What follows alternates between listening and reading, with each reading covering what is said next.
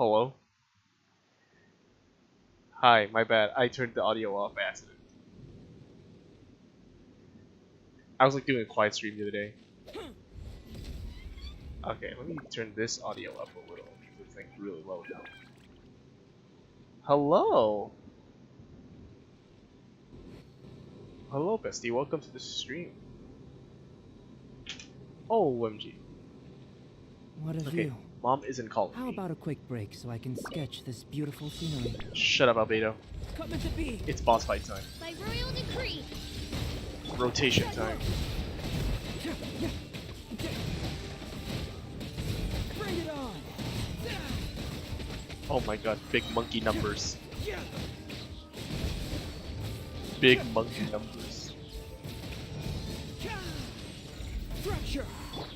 Burst forth. Witness my great undertaking. Odds, reveal thyself. Ka-chow. How much chat delay is there?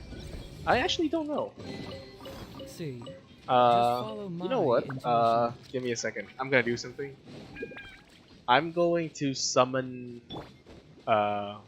Kokomi's squid, like, jellyfish right here, and just get ready. Type in the chat the moment you see the squid appear, or the jellyfish appear. Ready? 3, 2, 1. Rest and rebuild. 6, 7, 8, 9, 10, 11, 12, 13, 14, 15. Okay, I actually can't tell. It's usually 20 seconds. Which is, it's a pretty huge amount. I'm already on, like, ultra low latency.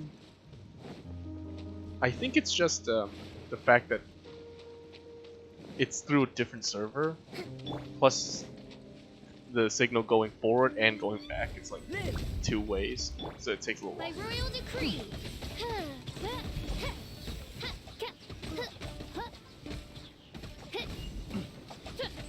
That tingle? That tingles? Brother, you are dying. What do you mean? The wrong test subject. Yeah, very long test subject, brother.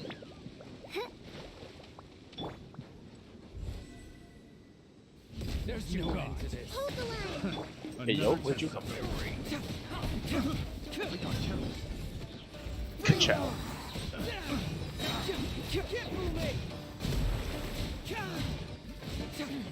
Oh my god, I love Albedo so much. I've never seen such a good Geo application. Oh, that's so beautiful. See. Just follow my intuition. Shut up, Twink.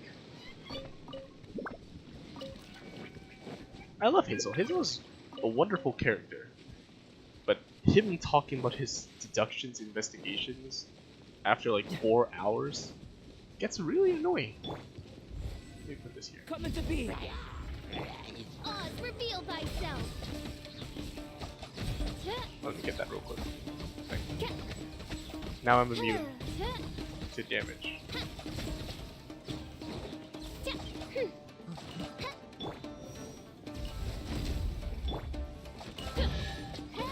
Huh? What the fuck? Did I just solve the puzzle by accident? Come on, get down here. Okay, never mind. Burst forth. You know what? I got you.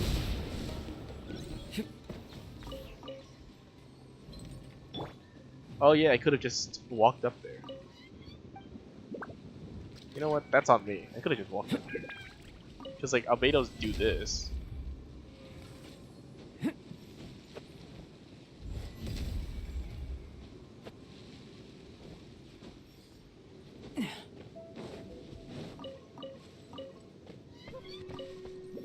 Oh boy. Oh, specters. I needed these. By royal decree. Allow me.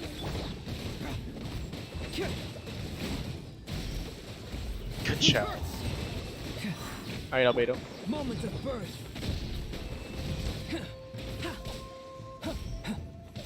Burst forth. Bring it on. Get moving.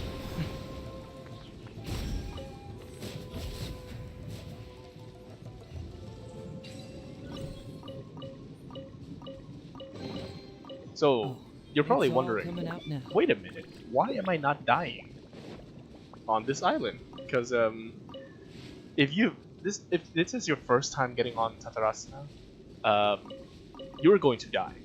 Let's just straight up say that you're going to die because there's gonna be like a giant like it's a global DOT in this area when you first Coming enter to be. that just like saps your health when you die. It literally just keeps sapping your health when you die. There's no counter. But there's one counter. And your counter is to do a quest on the island. There's a quest on the island that allows you to like stop getting electrocuted. I won't tell you how to do it or what it is. You'll have to find it, but it's a pretty decent quest. It just takes forever. Good area though. I like that area a lot. It's extremely like aesthetically pleasing. Oh, it's Geo. Fuck. Coming to be. Let's see this. Hold the line. Cringe. Cringe.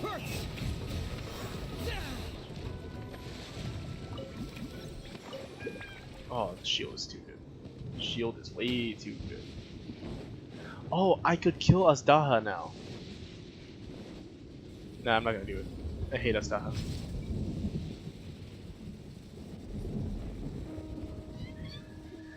We're gonna go fight the stupid boss up here. Fucking hate this boss. Excuse me, I am dying. Yeah, there's this stupid boss up here that's like really hard to kill for no reason at all. It's basically the Oceanid, but Electro. Oh, that just takes me back. Fuck, I don't want to do that.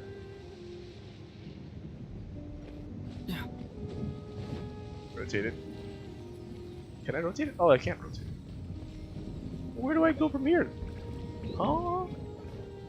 Oh, okay.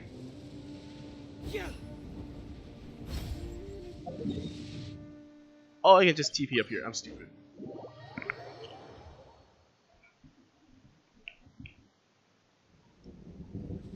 Alright, boy. It's time for combat.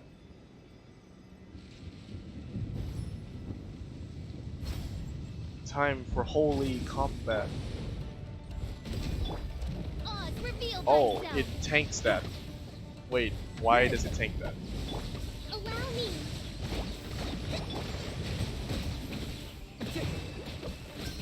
Fracture. Yeah. Keep moving.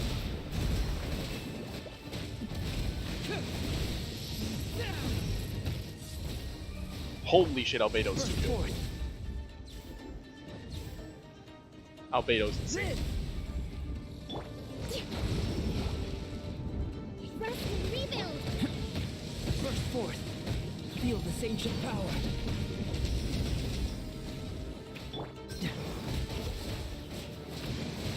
Ka-chow.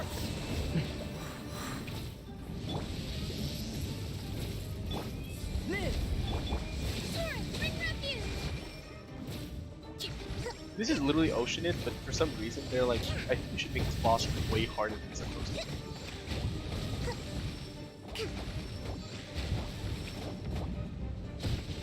Like, what in the world is this? Coming to be. Give me Electro. Yes. Live.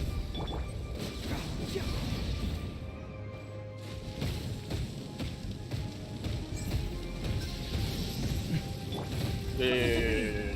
Chill, chill. Oh, he's dead? Rest. Burst forth.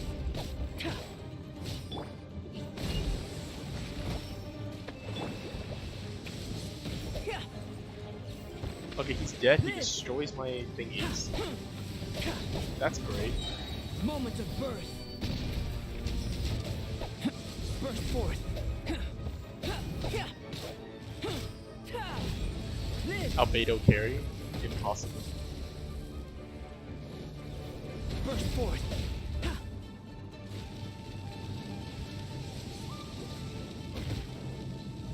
Coming to be.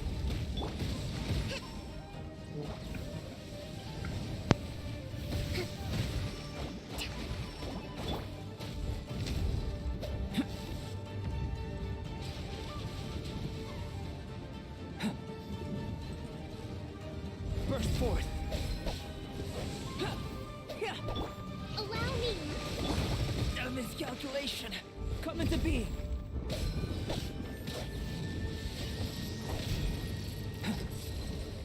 Burst forth.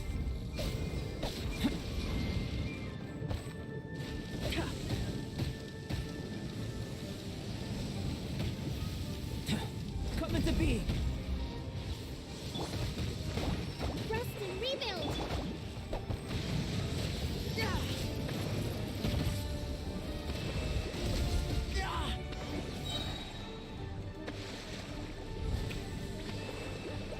Burst forth. Witness my great undertaking. Live.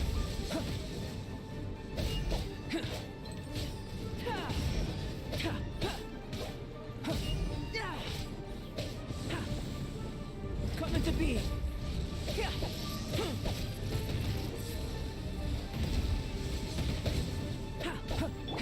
Hold the line.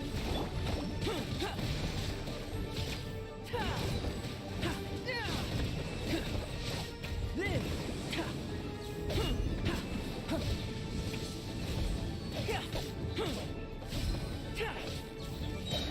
Moments of birth. Coming to be.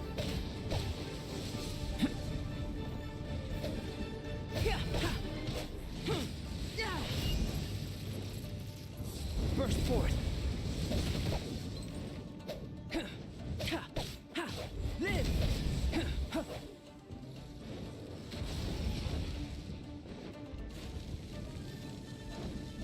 Coming to be.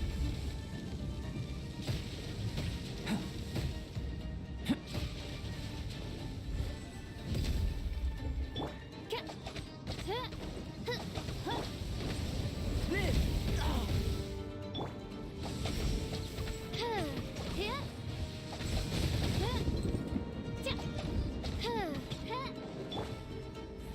Coming to be.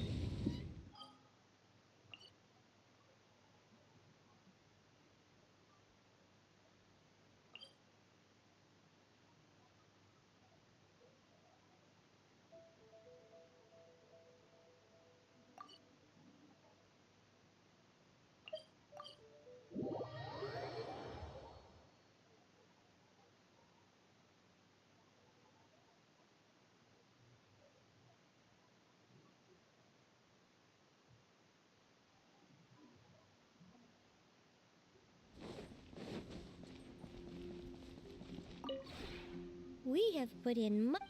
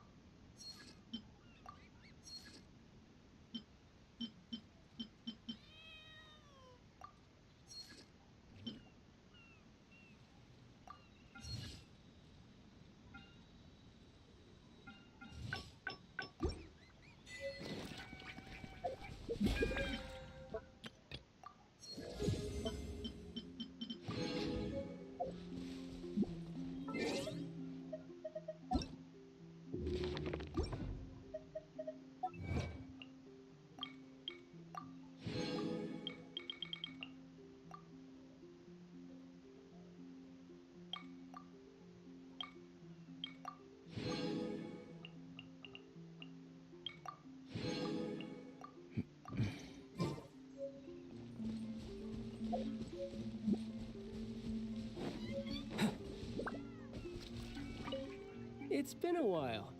I've grown quite a bit. Of course, I'm more than willing. In Snezhnaya, there's a kind of liquor called firewater. If a friend will join you outside in the bitter cold to drink firewater and chat together, you know they're the kind of person you want with you on the battlefield. I would join you for just such, and in the heat of battle, I know that you'd have my back. This is the level of trust I place in you. If you joined me on my path to world domination, we would be unstoppable. What do you say? Do you accept my proposal?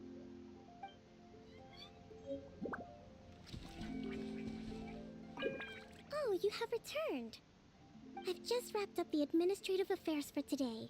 Perhaps we can afford a moment to relax together?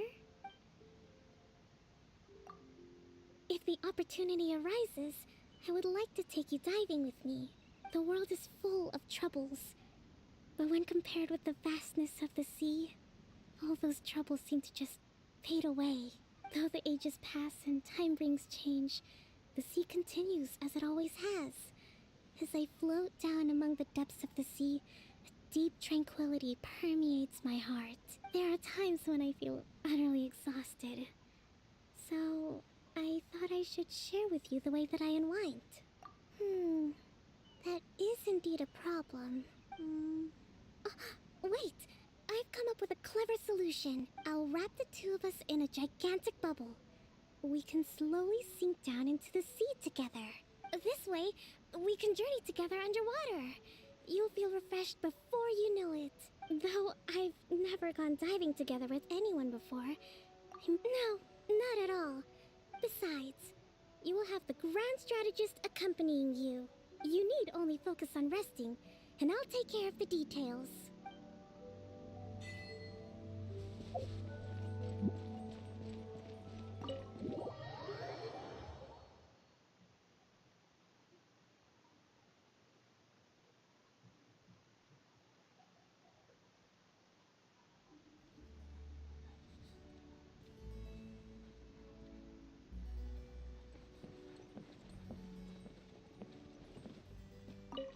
Oh, look who it is.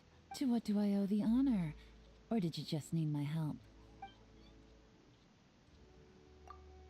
I would be delighted. We should make some tea, too. Sipping tea, chatting, just enjoying the time off. It's a great way to recharge. Hey, you're friendly with Raincomer, aren't you? I hear she's a tea drinker, too. Why don't you treat me to some choice tea from her personal collection? I'm just pulling your leg. She let me try some of her tea already, and we had a lovely chat. The key to making sure a conversation goes well is choosing the right topic. For chatting with you, let's go with tracking techniques, ambush essentials, expanding your network of contacts, and setting up lookouts. Well, if you were just looking to shoot the breeze with me, I can get on board with that too. You know me. Seriously though, I think the topics I mentioned are the ones really worth sharing with you. The things I've learned come from a mix of secret techniques taught by the Millelith Scouts, real-life cases of competition in the business world. For someone like you, once you've mastered it, you'll be able to avoid being... Anyway, just remember to come to me if you...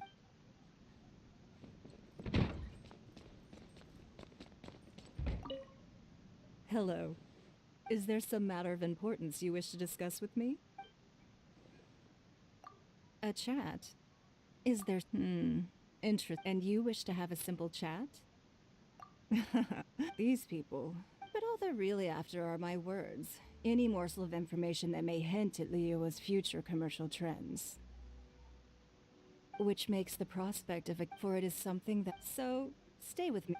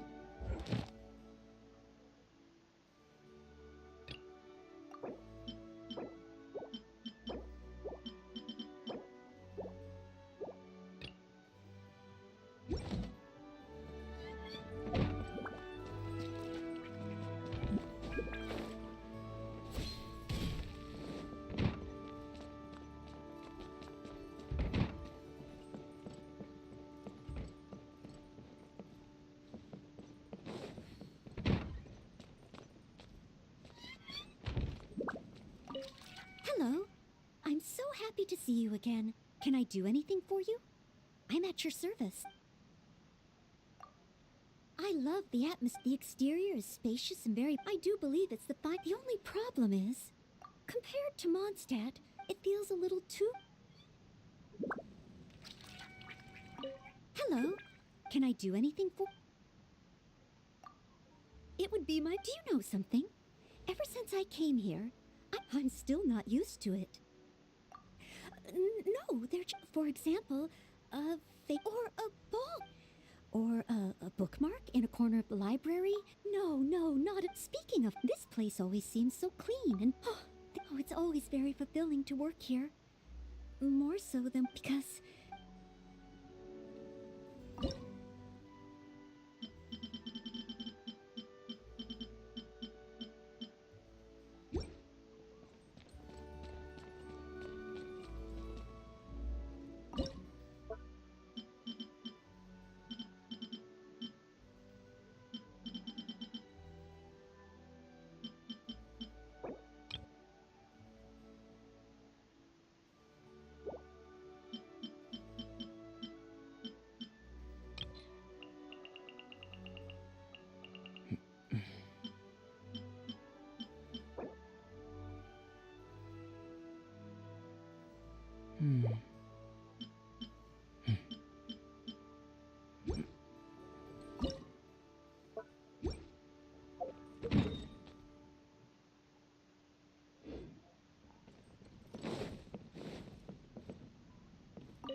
Oh, to what do I owe?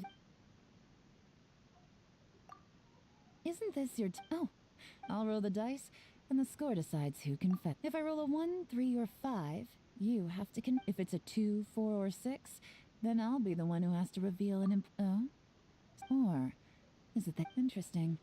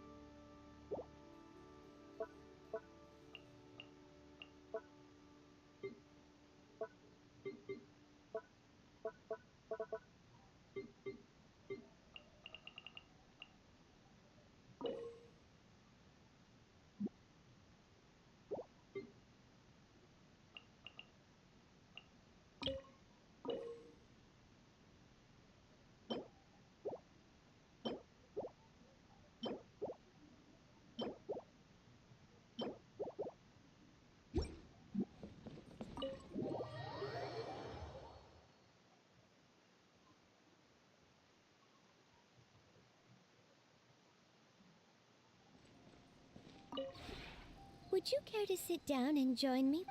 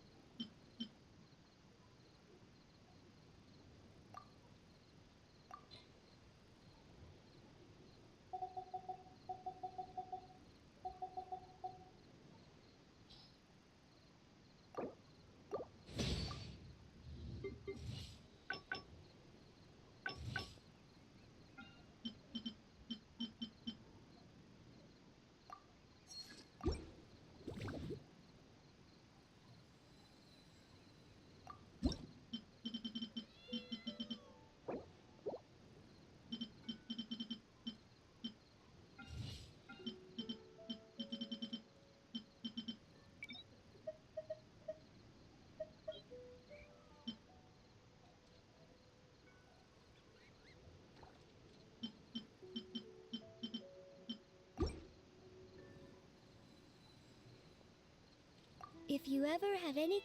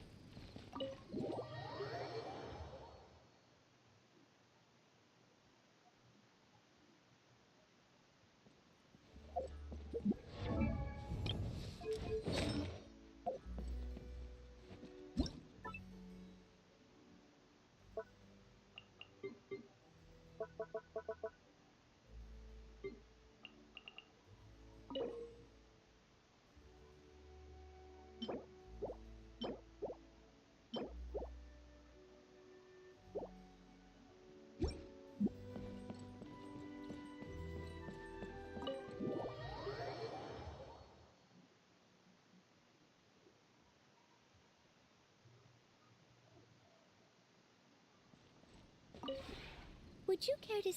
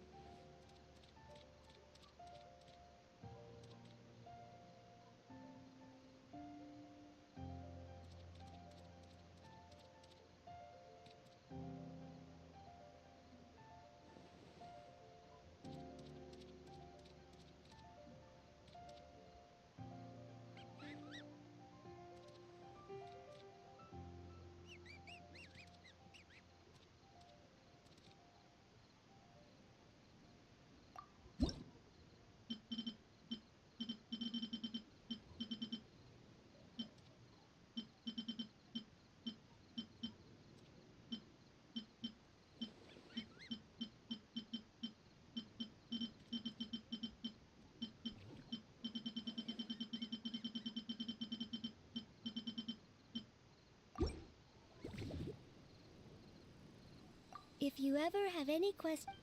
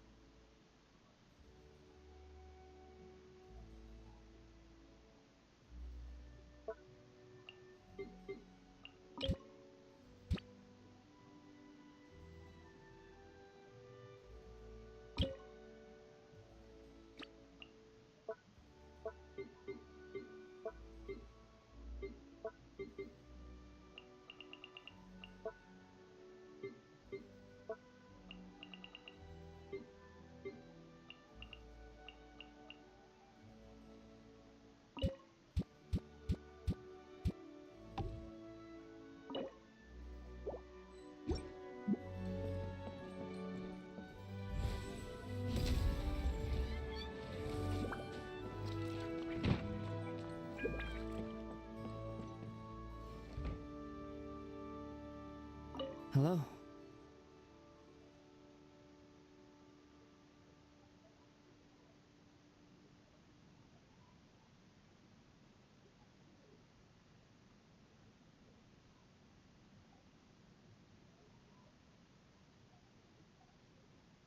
I heard the sound of footsteps. I believe that the Utopia reference peaceful and comforting. Huh? Yes. I will often sketch my surroundings. Your arrangements in this realm also provide a source of inspiration for me. Thank you.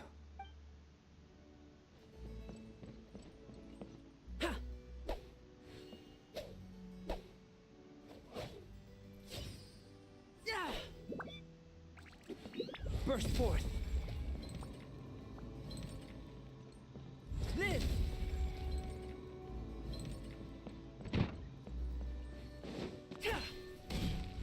Burst forth!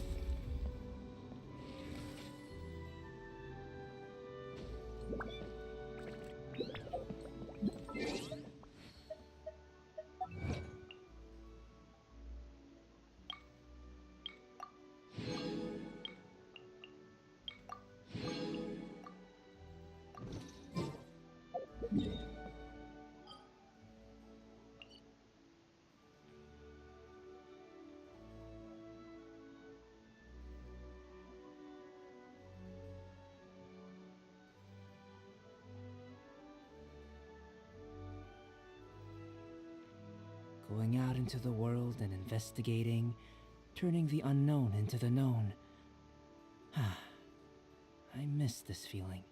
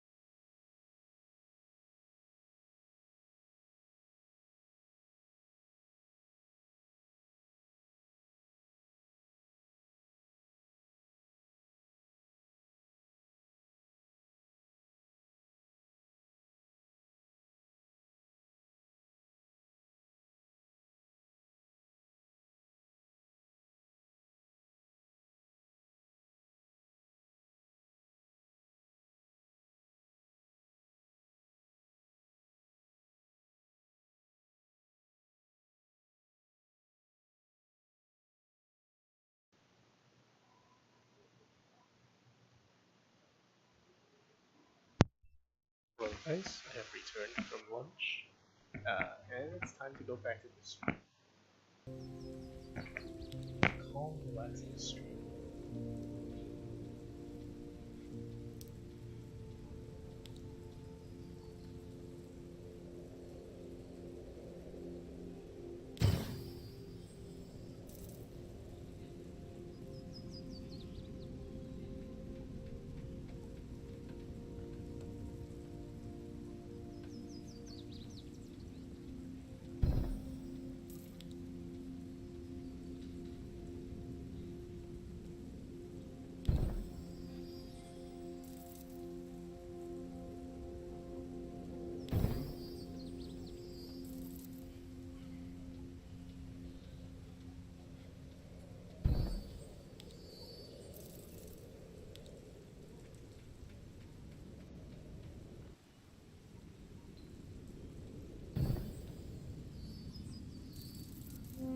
I failed. That's okay. That was pretty cool. I like this island. It had a logical system. Anyways, I think I'm gonna go back to 3D modeling. I'm gonna put on a video. The video can be anything. I don't really care. I just want to like listen to something while I do modeling.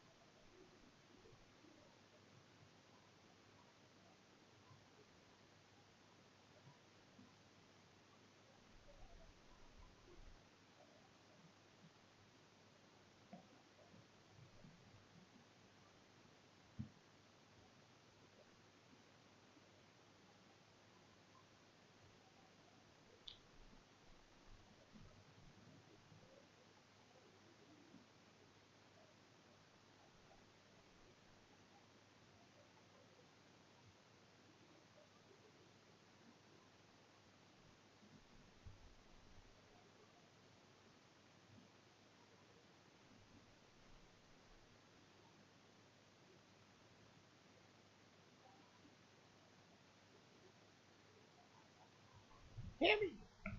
I dropped Hammy. Oh, my poor child. You stayed there. Homie got dropped.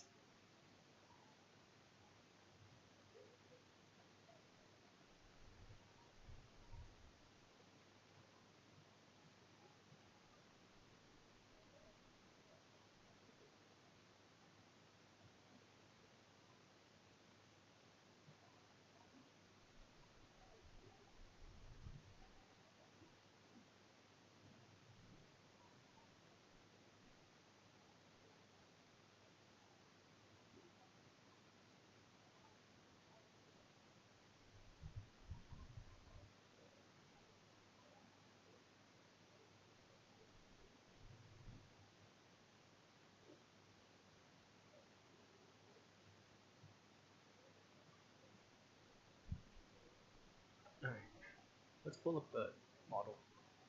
And I'm gonna pull up my tablet because, dude, I tried to draw, I tried to model with like a mouse and keyboard for what, 6 hours yesterday.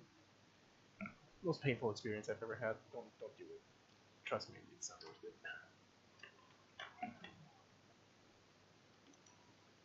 Alright, let's plug this in.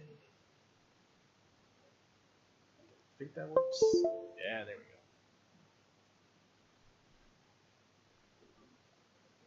Let's see if I still remember how to use this. Yeah, I still remember. Okay, good. Yeah, so you're probably looking at this and go, what the fuck is going on? Calm down, don't panic. Allow me to show you. If I click on this is the torso, this is the torso. Right? The body makes sense. It looks kind of weird because that looks like a butt crack right in the front, which is not how it's supposed to work. But there's also one in the back. We'll fix that later.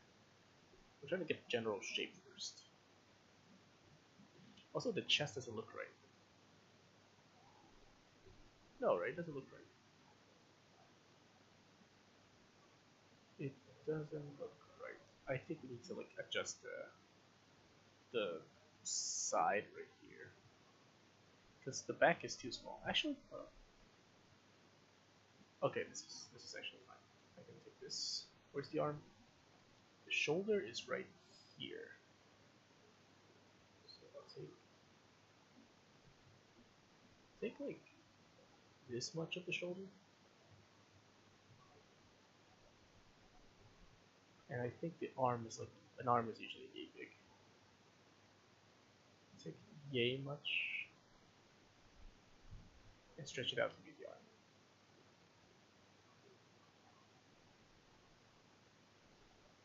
Wait, is that the arm? Hold on, I gotta look this up.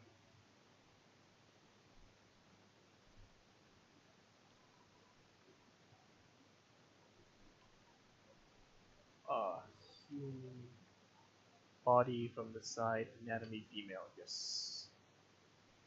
Because it is a woman that we're doing. Kasumi Miwa. Let's see. Please don't TOS me.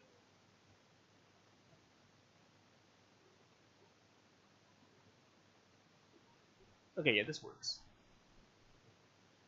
Yeah, right? So the shoulder begins from the back, but also like edges in from the front a little. And okay, the chest looks kind of, the chest looks right. It's just like from this side, so we have to like, it begins from the front, but it moves a little bit to the back. So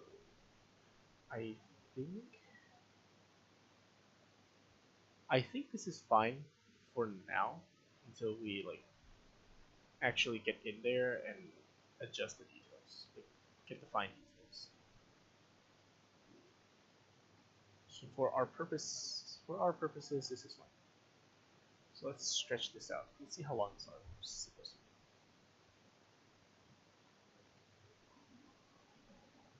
be. Of course, we will adjust the size.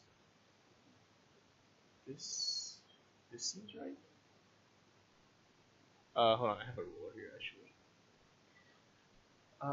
This arm that we just extruded is 3.5 inches. The other arm is like 4, so we're gonna pull that out for another ½ inch. So we can keep going.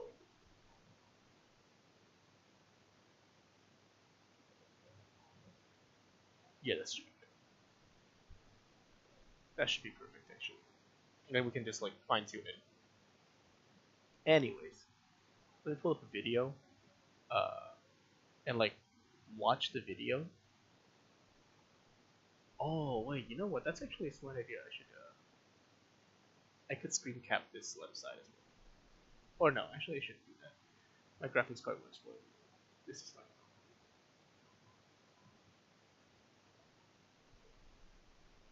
Yeah, I'll just put on video. Oh, that's chat. That's the video. Alright, let's look at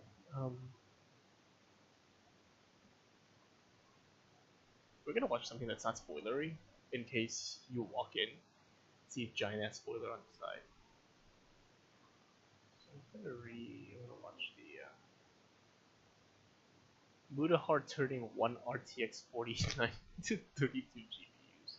Hello guys and gals, me Mutahar. Today's video is brought to you by ExpressVPN. Ladies and gentlemen, have you ever played an online game with your IP address leaking all the time? I know I play a certain rock star of a title, and you know, every time you play online, sometimes you are exposing your actual personal information, things that can possibly identify you. With ExpressVPN, you can log in, pick a whole range of servers from all over the world, and hide your IP address. Of course, hiding your IP address and your traffic online should be a standard practice in today's day and age. And with ExpressVPN being in countries offshore, and with ExpressVPN having the ability to actually mask your data through RAM-based servers, not hard drive caches, no, where after you're done with your sessions, they can just take the information out of caches, little shards of data. With RAM-based systems, you can just power off the electricity and bam! volatile memory is removed. Ladies and gentlemen, would I recommend it to you? Absolutely. This is one of the VPN services I use when I need to play certain video games online that still leak my IP address. Yes, even in 2022. Find out how you can get 3 months of ExpressVPN for free by visiting expressvpn.com/SOG or clicking the link in the description box below. Yes, ladies and gentlemen, and hopefully the passive aggressiveness is worn on to you. Check out expressvpn.com/SOG to save 3 months. Let's get on with the video. Hello! How's it going, ladies and gentlemen? Woohoo! What if I told you NVIDIA's not gonna like this video? NVIDIA might even want to remove this video. But I don't care because I'm off my medication, and now we're gonna talk about virtual machines and turning one of these graphic cards into 32. Now, in the last week, the RTX 4090 finally dropped. And, you know, I bet you've probably seen a bunch of channels benchmark and test the hell out of this graphics card, whatever, okay? At the end of the day, I'm going to give a quick review on it, okay? For around 3,000 Canadian is what I paid for it. It's a good card. You know, it's a great card, okay? For the price of 1 month's rent, it's a pretty awesome graphics card. Now, a lot of people are like, what's the performance? Guys, I have only ever seen performance issues on Gotham Knights. Everything I throw at it, Red Dead Redemption 2, Call of Duty Warzone, you name it, it has not skipped a beat. Maximum frame rates at maximum fidelity, okay? Ray tracing, this shit chews right through it. DLSS, you know it works. Now, ladies and gentlemen, obviously for the price of this graphics card, I expect it to have good performance. When you buy a GPU that costs more than some computers, the PlayStation 5, the Xbox Series X, you expect it to do pretty well. Now, that shouldn't be a shocking thing to anybody. Obviously, one of the big things about this graphics card is the size. Now, one of the reasons I'm making this video is I kind of have to redo my entire virtual machine setup to begin with. Now, this is not Bisexual Billy the computer, which has both the NVIDIA graphics card and the AMD graphics card. If you looked into it, I used to have an RTX 3090 and an AMD 6900 XT in the system. And what I was doing was I was running my Linux system with the NVIDIA 3090, and I was running my virtual machine for Windows, Mac, or Linux through the AMD card. Because of the size and thickness of the NVIDIA 4090, yeah, I can only have one card in this case right now. Unless I open bench and do something really wacky, this is such a big card that it could possibly snap your entire PCI Express controller off if it felt like it. This is a heavy, bulky card, okay? When this thing is in your system, it's the only thing that wants to be in your system. Now, generally the card runs cool. I haven't had a heating issue with it. It's a fine graphics card. But what if I wanted to have my virtual machines and give them all the graphics card? Now, of course, when it comes to GPUs, when it comes to VMs, you can only necessarily have one VM per one actual graphics card, because so far on this channel, we've been passing through a graphics card. So let me explain how this works in MS Paint terms, okay? Let's fire it up and talk about it together, okay? Now inside this little term over here, one thing I want to show you is, imagine if you had Virtual Machine 1, or sorry, this is your host, so I'm gonna give it A, Virtual Machine 2 and Virtual Machine 1 and Virtual Machine 2.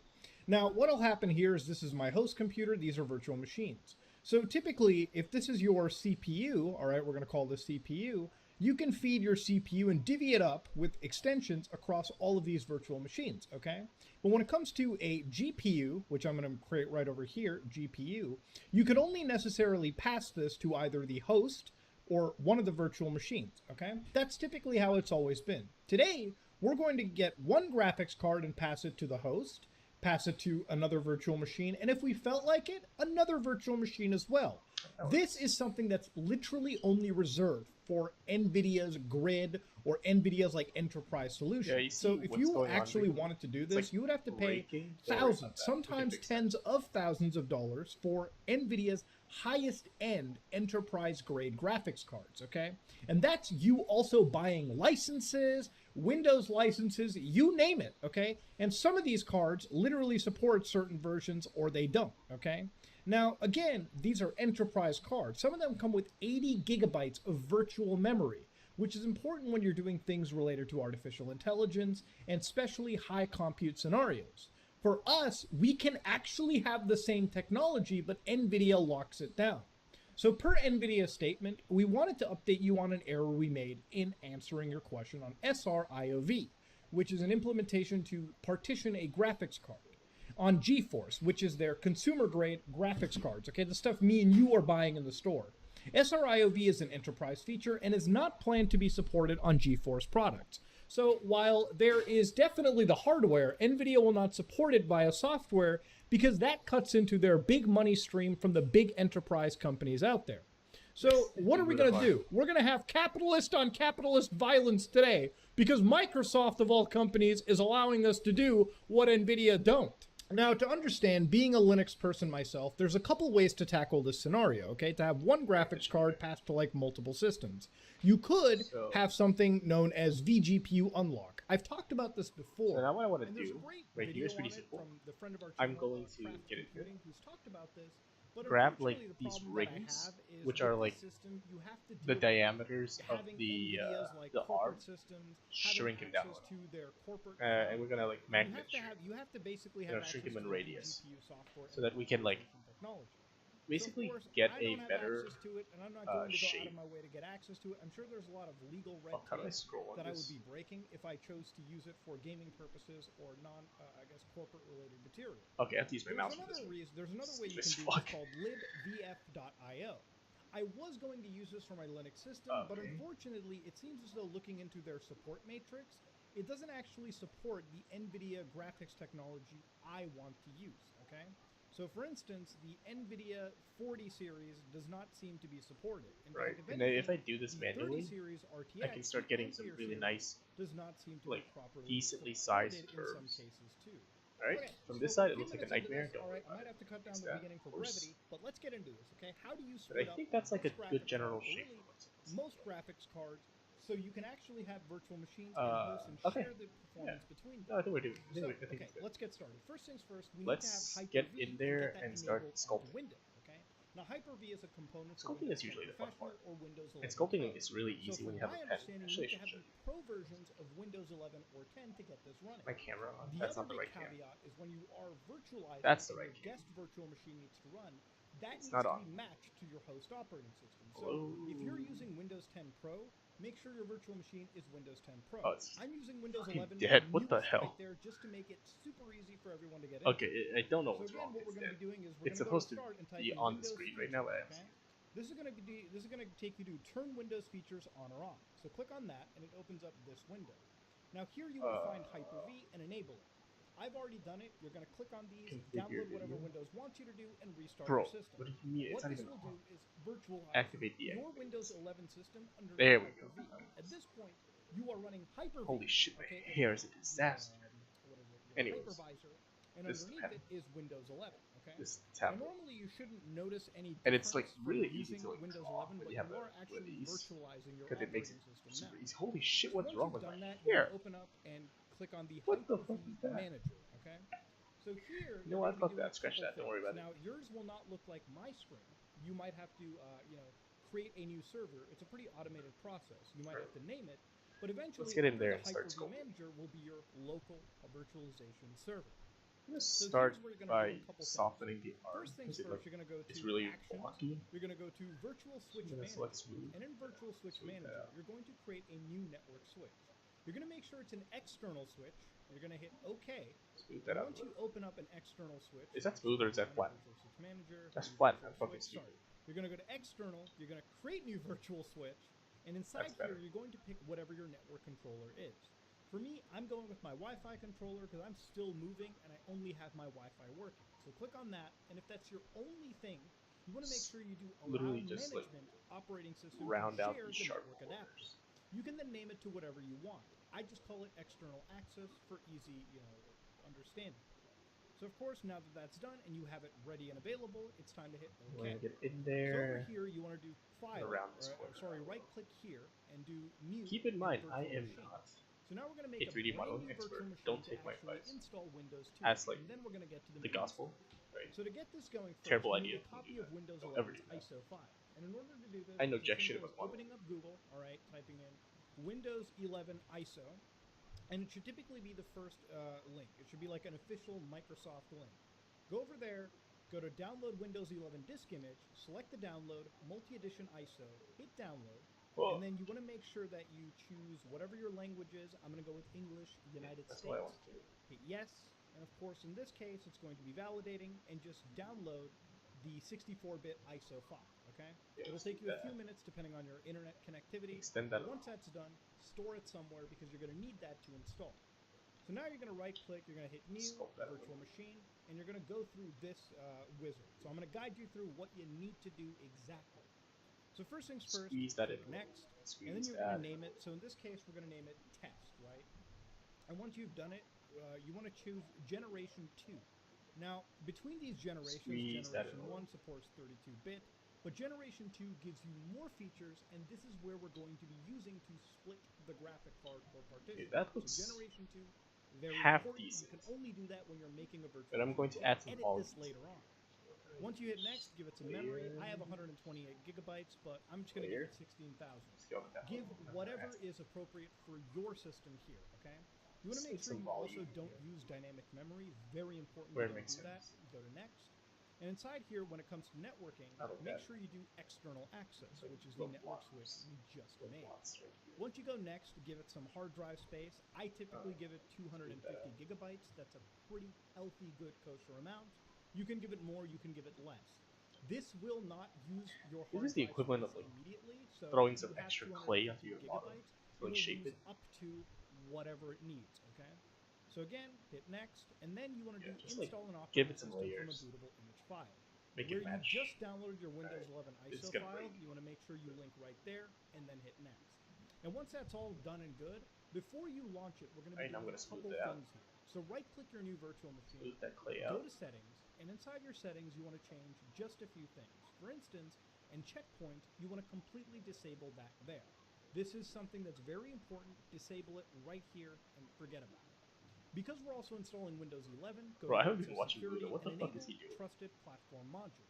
You're going to need this, otherwise Windows 11 won't install. There's a TPM requirement, and you want to shoulder make sure muscle right that that's there. And when it comes to your processors, I have 32 threads, so I'm going to Gonna split it up and give cram it this 16. in. I'm gonna Again, flatten this give out. whatever you feel is appropriate, except the number 1, okay? You don't want to give it just one thread, otherwise you're going to have a bad goddamn time. And once that's all good and done, you can hit OK and just leave it right there. That The looks other decent. important thing is to go to right-clicking your Yeah, that actual looks- server that actually here. looks So decent. right-click where it has your Overlord. Yours might be different. Mine is Yeah, we're gonna Overlord because I clean that called up. it that. Down Go here. to Hyper-V settings. And inside Hyper-V settings, you want to go to Enhanced Session Mode. And if this is enabled, you want to disable this. That is very important. Okay? You want to make sure that's completely gone. Otherwise, that's not going to allow you to split up your graphics card. So once that's all good and done, double-click on this, and then you want to start it up, and then Okay. you want to go through the process of installing Windows. Again, it's just like you would regularly do it. Go through that, and then we'll come right Yeah, back that's- to I see splitting what's up wrong this there. graphics card. Now, in this case, what we're going to be doing is we're going to open up on our host system, our main Windows installation, we're going to open up PowerShell, and you're going to run that as administrator. So once you run PowerShell here, what you want to do is you want to type in the words get I'm gonna now manually VM go in here and host start fixing partition and partitionable GPU. Sorry, I'm looking at my I'm gonna notes. lower the. And once you hit yeah, enter turn on off that one, low. let's just a open that up magnetic a little thing. bit, zoom in. You'll start to see that if you get this prompt, that means you have a partitionable GPU. My 4090 is very partitionable, did I as do? you've seen. Now you're going to basically save this somewhere in a notepad file, and you're going to basically store all this information. All of this, very important to keep with you, okay?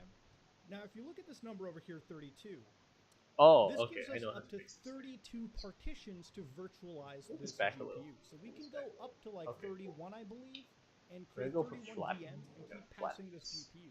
Obviously, the performance is not going to be there. If you launch 31 instances of Red Dead Redemption 2 across virtual GPUs, your performance will tank completely.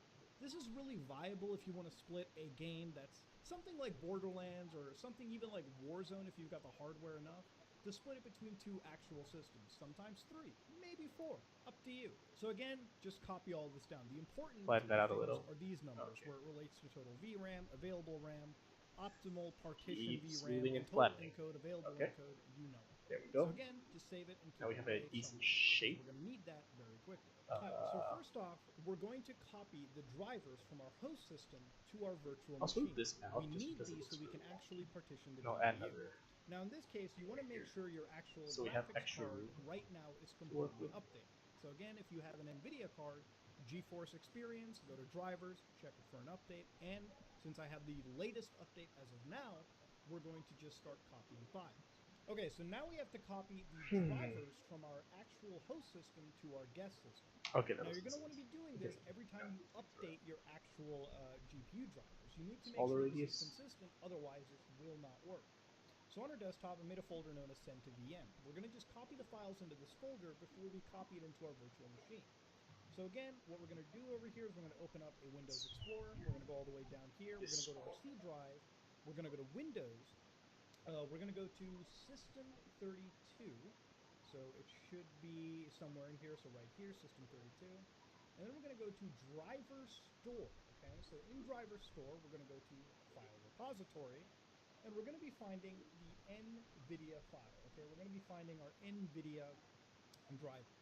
So again, type in N until you get to something known as NV. Okay, so keep going at it, keep going at it, keep going through it. Yeah, And that's eventually, fine. inside all these folders should be Can move NV. that up. Right now we're at NE. Yes, here we go. NV. Okay, so I now we're at can't. NV. So what's important here is NV Okay, why did I select 4 of these? dispy.inf underscore Yes, AMD64. that. You want to make Yeah, sure you have better. this folder, and we're going to just copy that. So we're Better going to pull it just out. copy it right here as a whole into our send to VM Better. folder. So just paste that there. And then Okay. beyond this, we're also going to be Flatten copying this. a bunch of files in the System32 folder itself.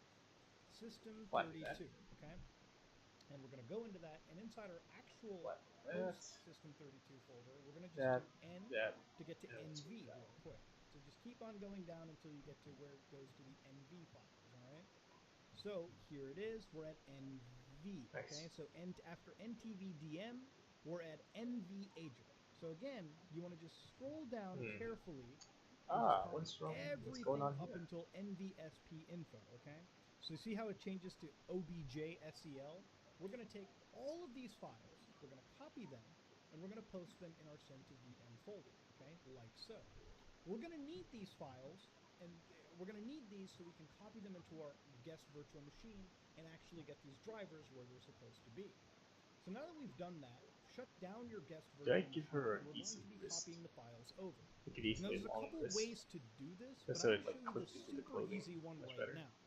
Oh, I Inside did. our actual Hyper-V Manager, where I have Okay, if this that's test, the case, I we're can going to just right-click this, select this route. okay, like so, and we're actually, or sorry, we're just going to click on this, or we don't really have to click on this. In the right in Overlord, or like where your server settings are, you want to go to Inspect Disk, okay?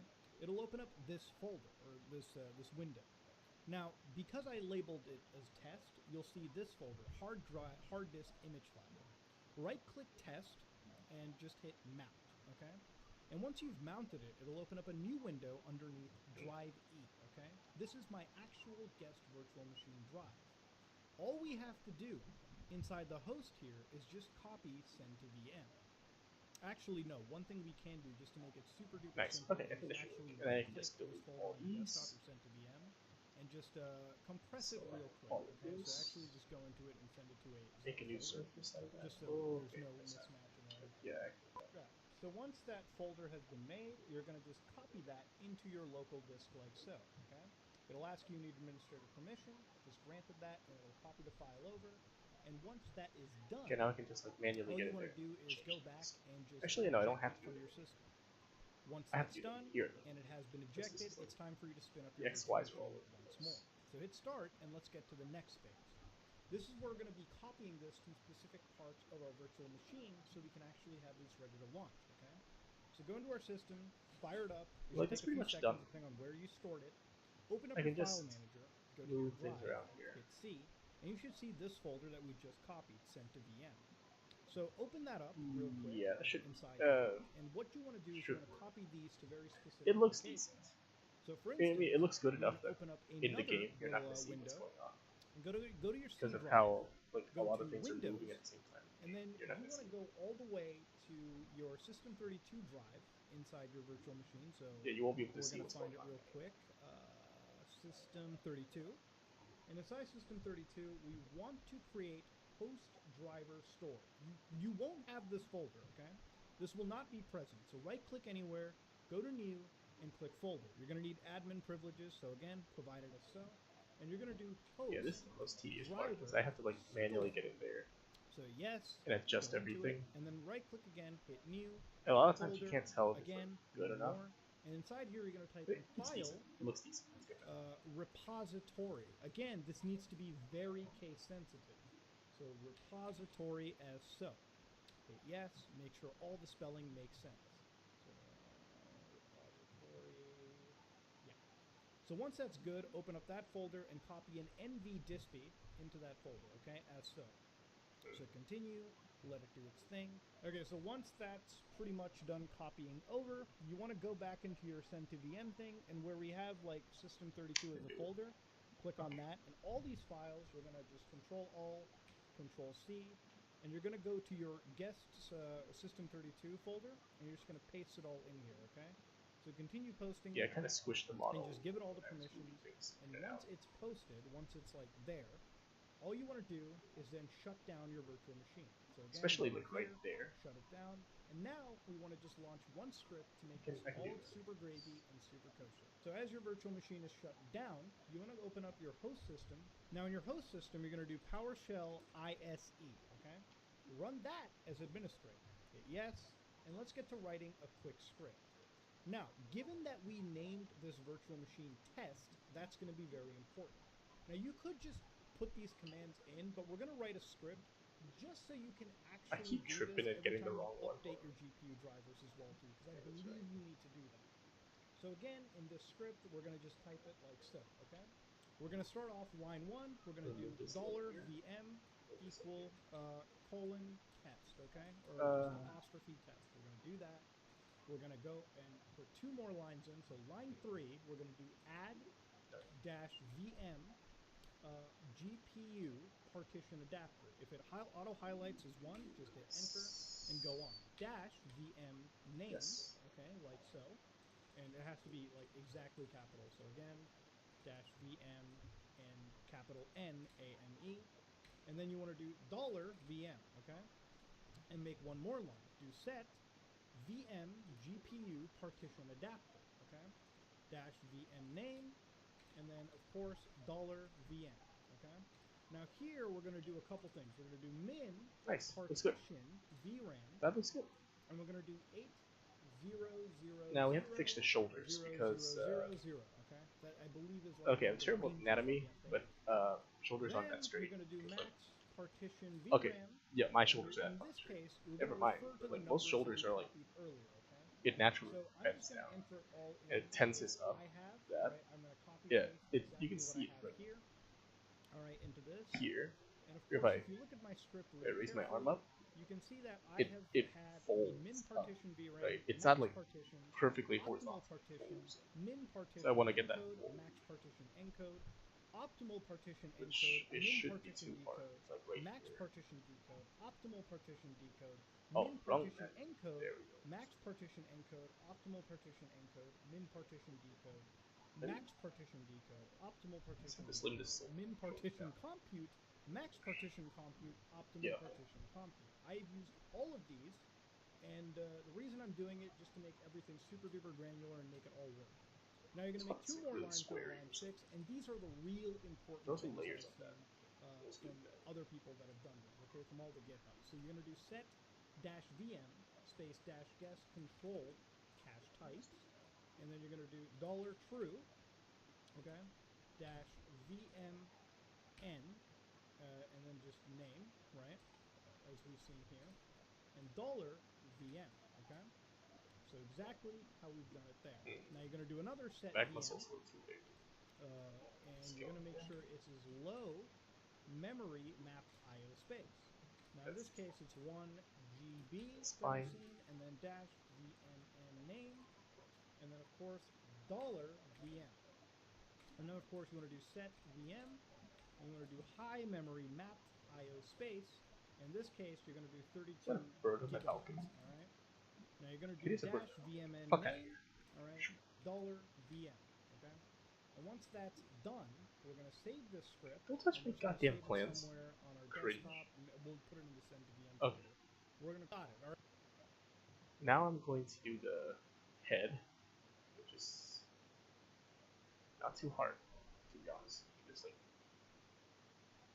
from here, you can just like move it up, get the neck, and then you can do the head. The head's a little harder, but the neck is easy. Oh, Charlie. Alright, fine.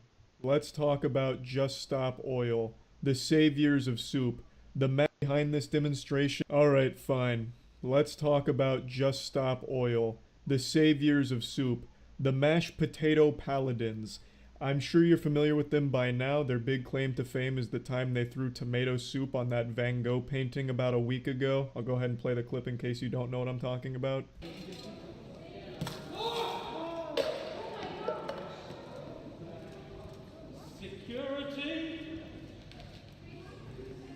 This was their big protest here that lit the fire under everyone's ass and immediately made us stop using oil and save the planet. Now, the painting wasn't injured in this stunt. There was no damage done to the painting or anything like that. And they said they wouldn't have done it if they thought there would be the chance of, ruining the piece. It was behind glass.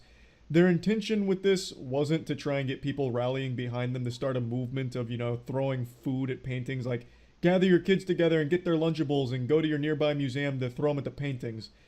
God forbid French onion soup into the fray. Lord help us all if that was the case. The main purpose behind this demonstration and all of the other demonstrations is to try and get a conversation started on the deeper meaning behind their protests. But because it's all been so silly and stupid, the only conversation that's been had is roast sessions on them, calling them clowns and just focusing on how outrageous this whole thing they've done is.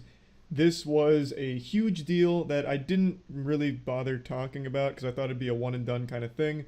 But since this, they've become very brave and bold and really fighting the good fight out there by throwing mashed potatoes on another famous painting, as well as employing the oldest trick in the book, a timeless classic everyone loves, blocking traffic and crossings.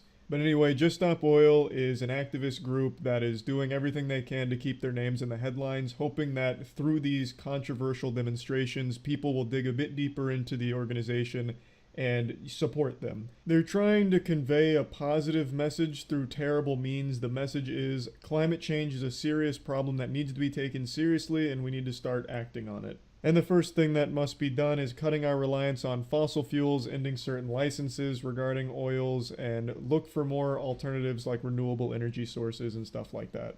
But their demonstrations obviously aren't directly combating climate change or doing anything to help. Mother Nature isn't healing because some tomato soup got thrown on a painting. At this point, they're not even really seen as climate change activists, they're just seen as serial soupers. But I guarantee local grocery stores are seeing a massive boom in soup sales, so that's great that they're helping local businesses, I suppose. But I also think it is a bit silly because they've taken a real message, and a message that I, as well as many people, do agree with when it comes to climate change and the importance of it. And they've turned it into a joke, a laughingstock, and turned people against it. It's made even more pathetic by the fact that they come across as massive hypocrites during their own demonstrations because they're wasting food and using cell phones. Those cell phones alone have contributed far more harm to the earth than the paintings that they're vandalizing. So it just doesn't even really seem like they believe their own messages. I feel like they're just doing it for their own personal attention or their own personal feeling of moral superiority. I don't really know. But there was a clip I saw just the other day where during one of their blocking moments, where they're blocking traffic, one of them superglues their hand to the road and throws the superglue in the drain right next to them.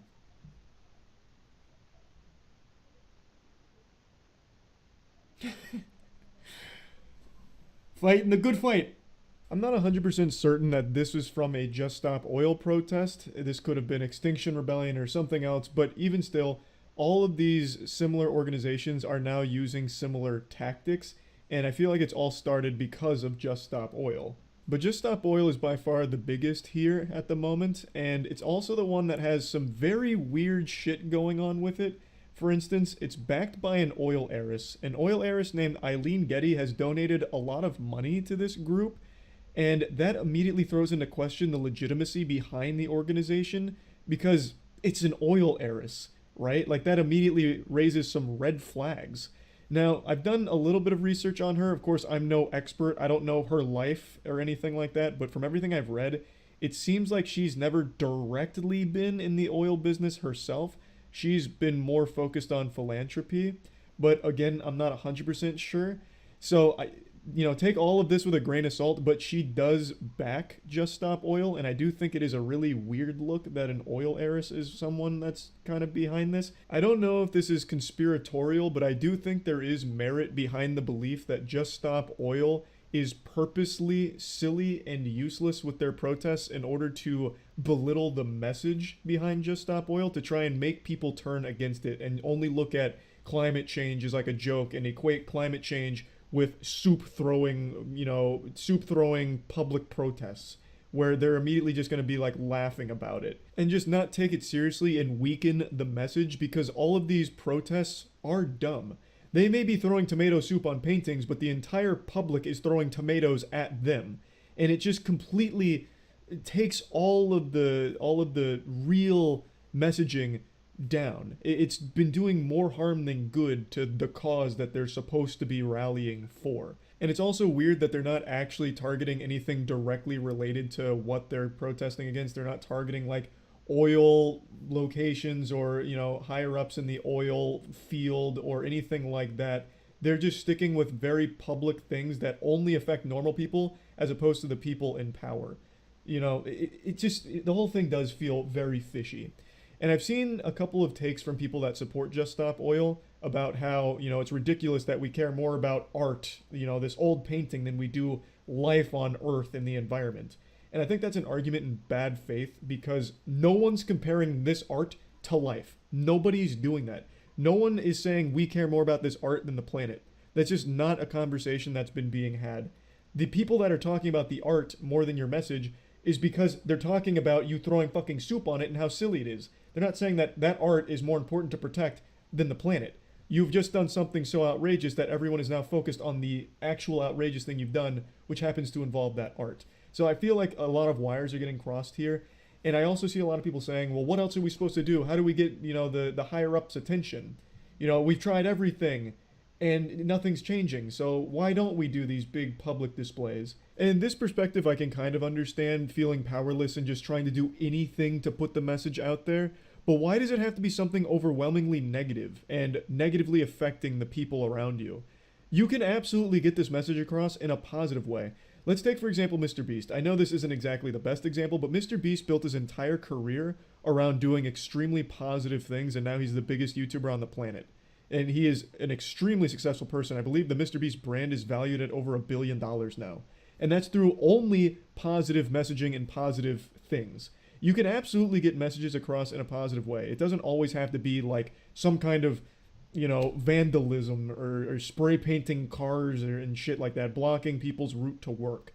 Why not try a more positive thing and get people talking about you in a good light? Like, hey, did you see what Just Stop Oil did the other day? They saved 15 kids from a burning orphanage. Man, those are some heroes out there. I wonder what else they're up to.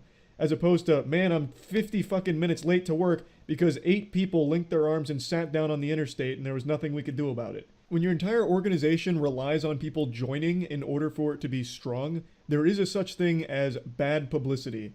You don't want people to view you in a shitty way, because then you're going to have less people join and support you.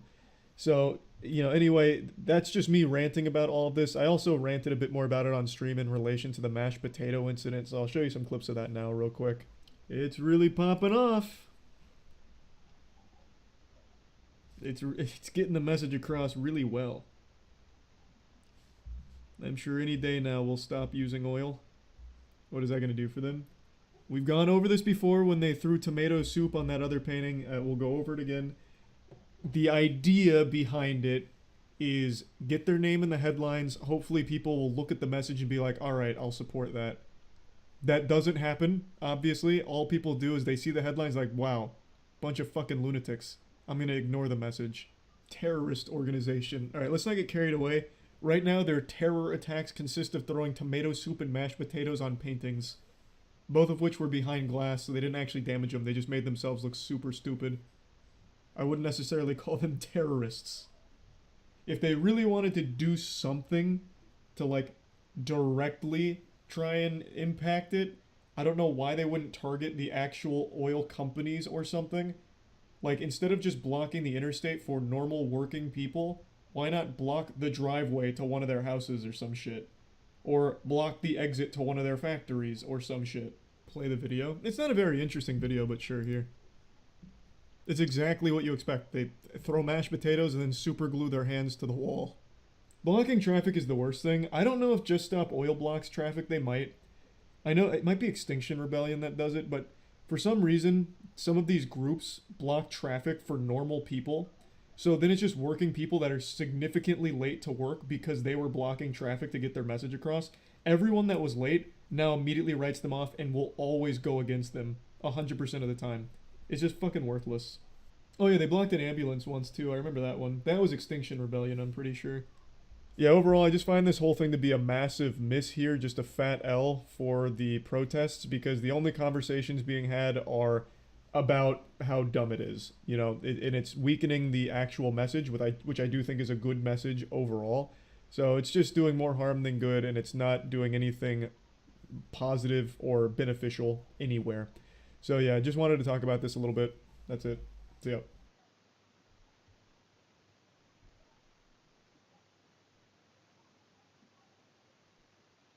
Here's what has happened with Kanye West so far. Aftermath of Kanye West's anti-Semitic God. comments, Adidas is recently... Oh my god, it's Hassan. Oh god, not Hassan. Look, I used to love Hassan, and then it just became a little too much. I don't hate him. It's just... it's just boring to listen to. It's like, oh yeah? Go on. I don't care. Plus, I'm not even in the country anymore. I can't do shit to help the country. L to Americans. But as the homies say, not my fucking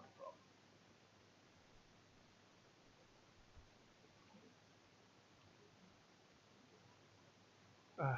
How do I connect these together? Because, like, the mesh is fucked. Okay, let's see if I can do something here. Clipping, yes. Yes, let's see if clipping fixes it.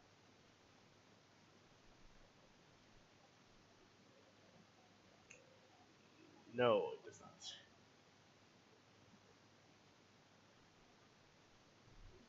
Oh well. This is one of those things where you have to manually get in there and fix it. Oh, this is gonna take forever.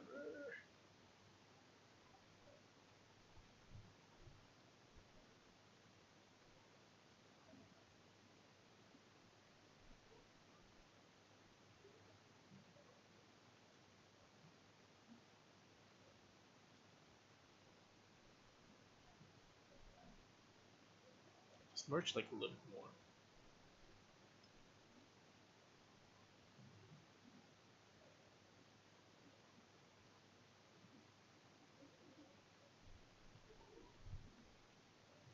Okay, that should work. Let's see.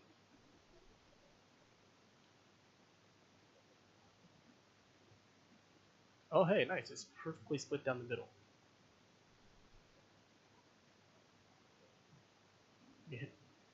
Yeah, there we go. It automatically fixes and realigns everything. Now all I have to do is get in here and like readjust some of the edges here, like this one, which isn't bad. This edge is pretty easy to fix. So what you have to do is take K, just cut all the way up here. Okay, JK, you do here, you do this, and you hit this one. Same with this one. Just cut a line through here.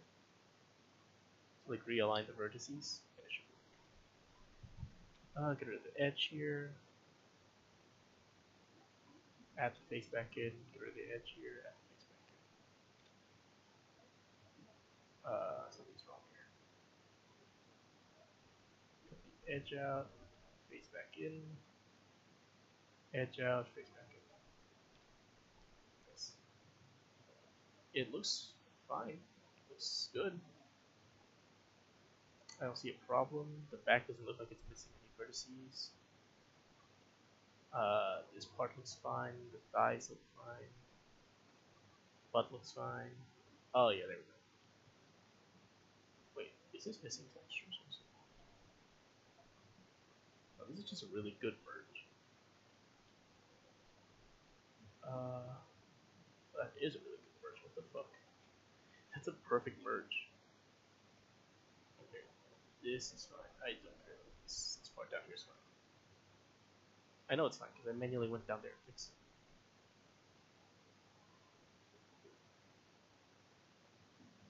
Yeah, you just have to do some light sculpting. It's not that much. It's fine. It's fine. No, that looks really good. That looks good.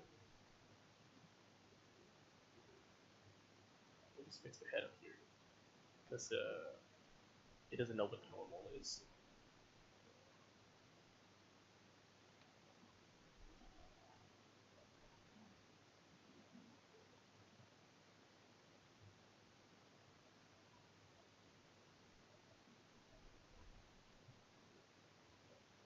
Nice.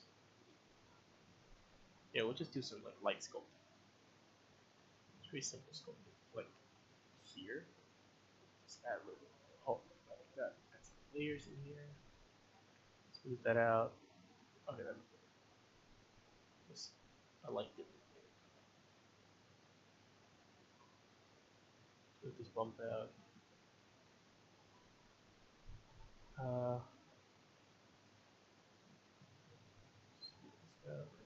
Smooth this out. Back looks fine. Oh yeah, the back looks too much of a divot here. Spine is coming apart. Fill it up a little. Okay, not like that.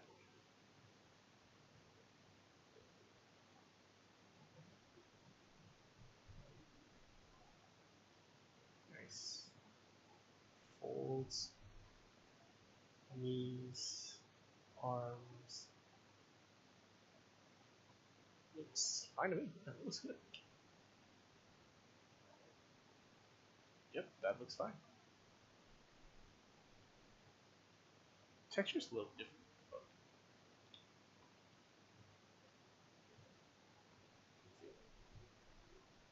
Oh yeah, look, that's perfect. That actually looks perfect. Well, except for the head. It's a goofy ass head. But like, that's perfect. Let's see.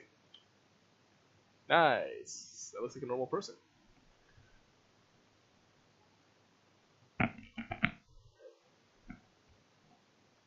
Oh, that's good progress. I like that. It's good progress. Like, I just want a basic model.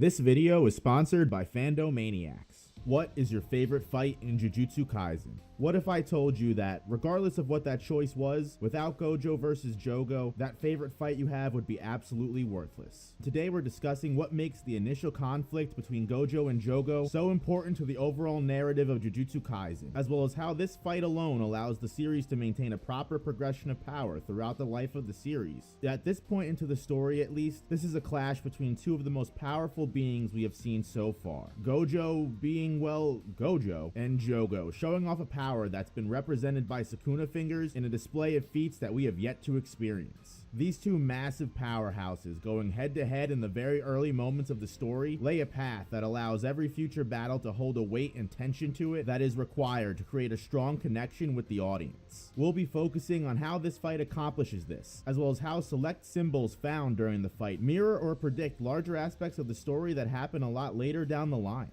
But first, don't you dare skip this part of the video. Look at this Jujutsu Kaisen shirt. It's perfect.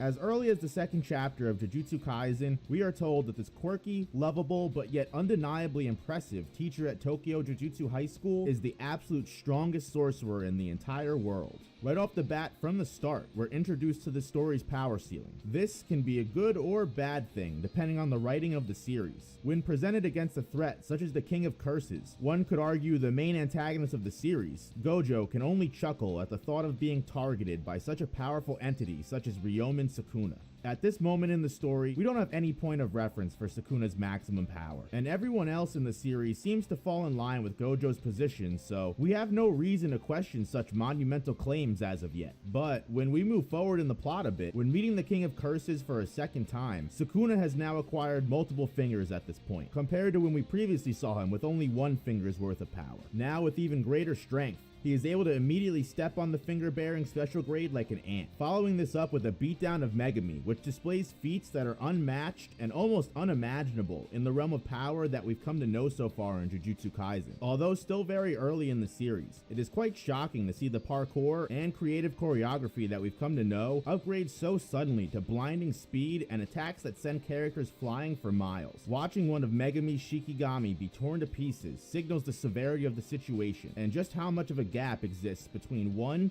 to 3 fingers. Of course, once again after this, as power progression requires, we fast forward once again to an even stronger entity after this. This higher power resides in the newly introduced disaster curses, specifically with the fire curse Jogo, who upon being brought into the spotlight eludes his level of strength to a count of 8 Sukuna fingers, more than double what we saw almost just end 2/3 of the main cast. At first sight, the overwhelming presence Jogo creates with the flaming massacre and his confidence in his victory over Satoru begs the question. With this unknown threat's bold bragging, is Gojo only the strongest because stronger beings have yet to be uncovered? Has, like Satoru himself even predicted, time began to catch up to Jujutsu Society's traditional ways? Let's put a pin in that for the moment and take a minute to rewind back over to Jogo. His cockiness and braggadocio rings familiar, doesn't it? Huh.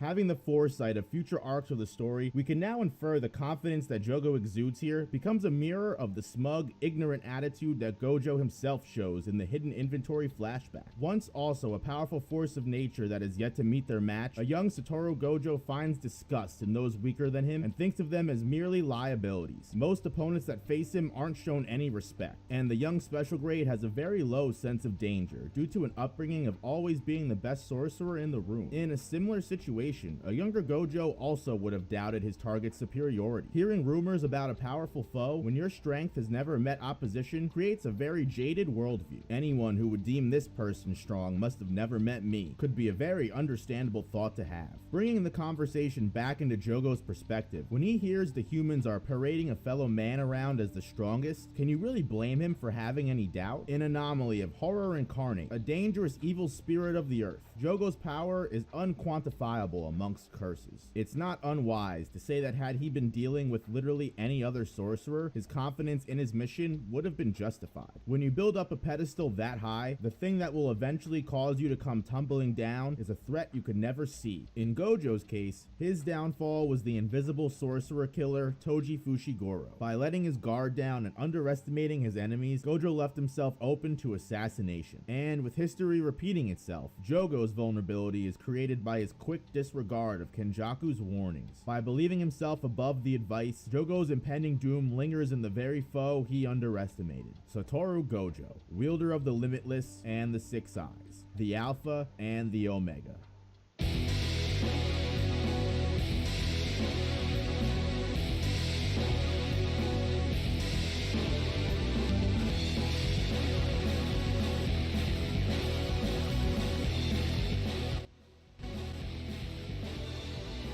As Jogo descends upon Gojo, beginning his confrontation with the sorcerer, Gojo's extrasensory allows him to effectively avoid most of Jogo's initial onslaught. In fact, Gojo had become aware of Jogo's presence from miles away, explaining why he so abruptly made Ijichi leave the scene. This fact alone proves indefinitely the volume to Jogo's strength is quite large. And just as Gojo confirms, unregistered special grades don't just pop up every day, let alone one that's intelligent enough to hold conversation, as well as separate the sorcerer from any and all options of getting assistance. After every single futile attempt, we begin to see Jogo's hubris drain from his eyes. As each attack grows in scale and increases in effort, every blow that bounces off of Gojo begins to reflect back into Jogo's pride. What starts as blatant disregard twists around into pure disbelief. Despite Gojo's intuition picking up Jogo before the curse even made contact, Jogo ironically calls Gojo out for lacking any sense of danger, when in reality, Jogo is the one unable to read the room. The reason for this lies between the gap and their might. Speaking of gaps in space, it's this moment in the story we're given an explanation on— So you don't know how to shade anime here. Not a problem. Now there are 4 main ways that you could do this. The first and the easiest is the Genshin method, which is a good old-fashioned texture map. If you download one of these models, you'll see that there really are no tricks here. All of the main color and detail are simply drawn in a huge ass 2K texture map. Then they just apply a soft shader with the light parts highlighted with a little bit of specular. The second option is the Arc System style,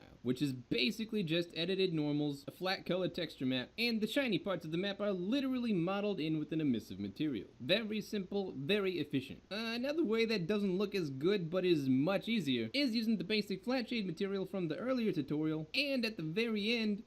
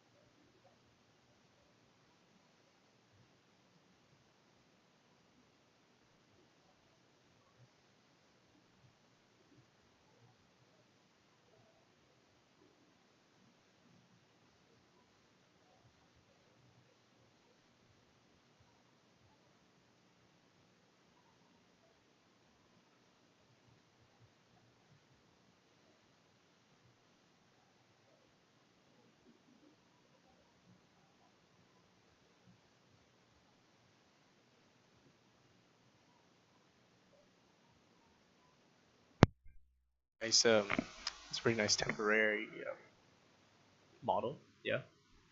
I'm probably gonna export this to Unity and see what we can do. Just get quick. Fuck. What do I export this as?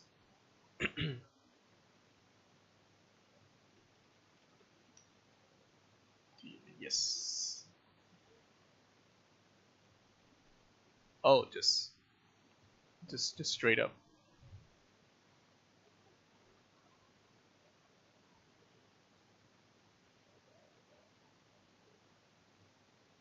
Unity deals with blend?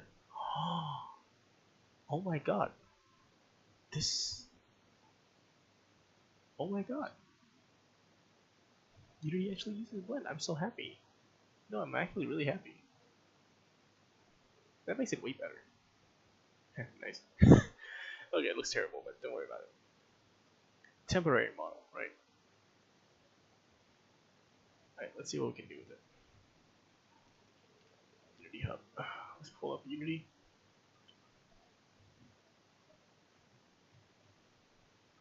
One of Gojo's abilities, the Infinity. While not only being smoothly woven into the battle, it is also a clever way of symbolically representing Gojo's absolute superiority over Jogo. And by not allowing Gojo's innocence to diminish at all during the fight, despite all hostility and danger from Jogo, Gojo's higher plane is established. His habit of teasing his opponents allow us to assume even face with near half of Sukuna's maximum power, the sorcerer doesn't have to get serious. He playfully reveals another aspect of the technique, the destructive spell, Red. From here on out, nothing goes Jogo's way. Every twist and turn results in Jogo being brought closer to the brink. The flame disaster curse, terror of the earth, drowned in a pool of his own arrogance. As the rain washes over him, let's change focus and examine just what made this beatdown so important to the future of Jujutsu Kaisen's story. こっちが呪力で、こっちが術式。なるほど、わからん。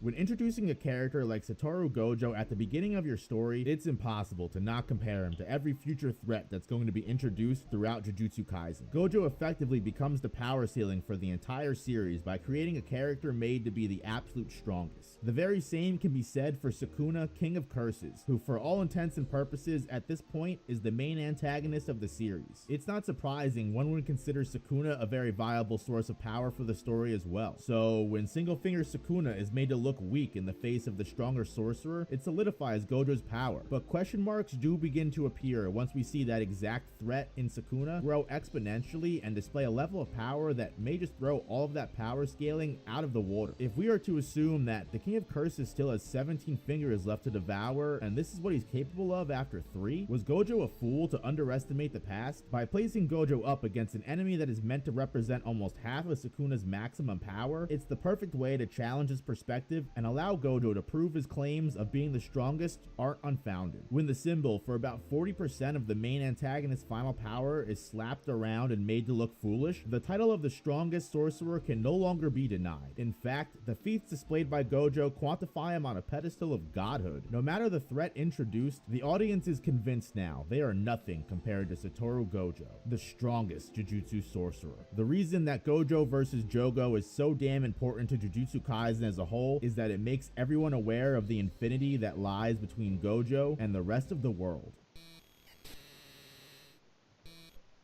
No way. 領域展開 What? My Blender's version 無 3.0. 料空所 What the fuck?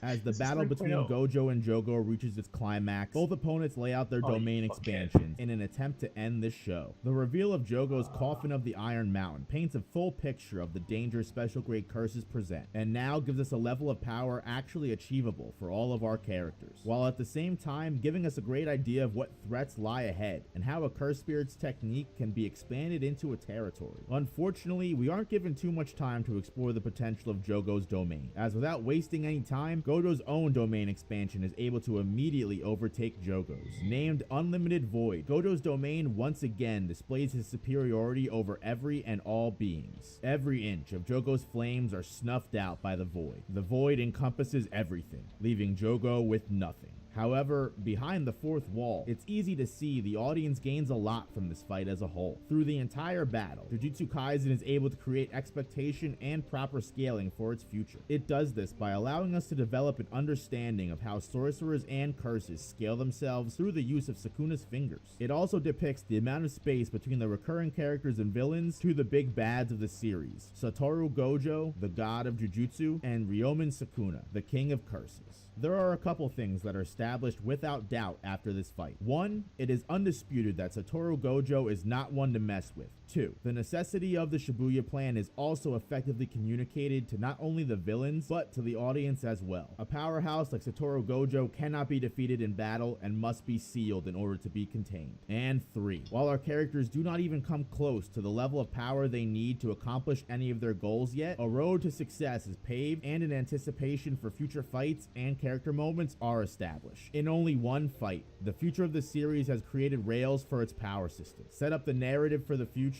and gave each of our main characters a level of power to aspire to.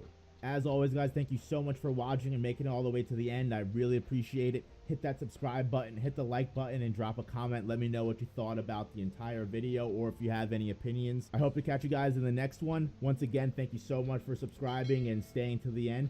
I'll see you soon. Peace.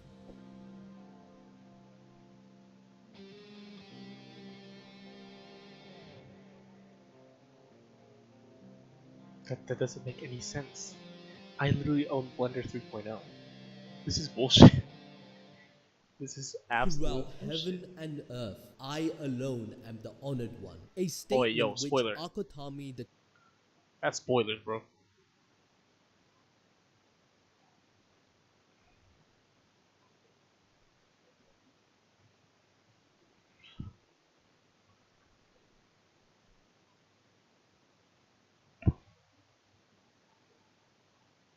Itadori is pretty much dead, dude. That's the whole point of Jujutsu Kaisen. What do you mean? Of course he's gonna die. That's the whole point of the whole series. They literally said that in episode 1. Oh, Yuji, eat these 20 fingers and then we'll kill you. That's in the lore. That's not even something weird.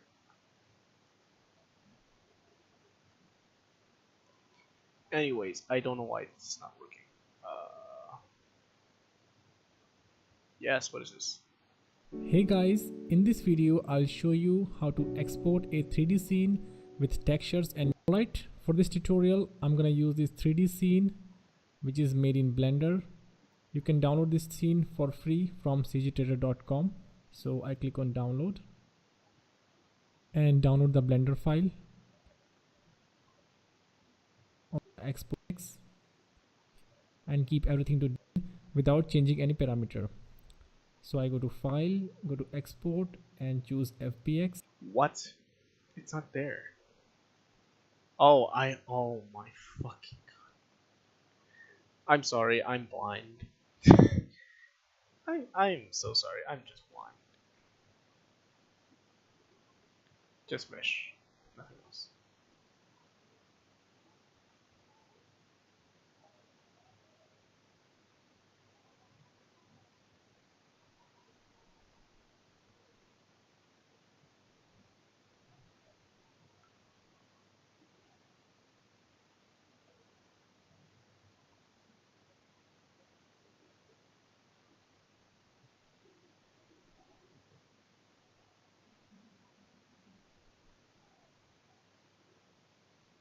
Let's see if that works.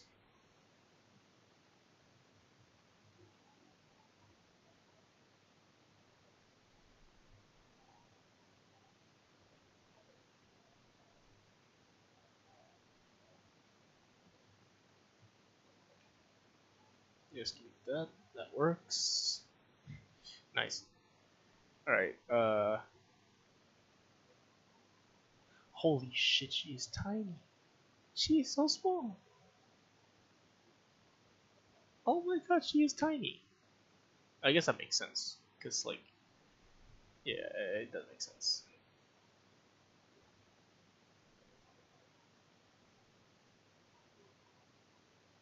Let's scale her up to, like, 2.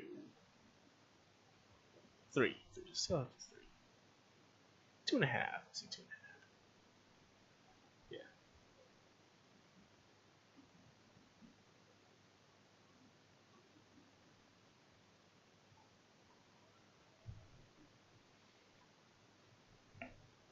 Okay.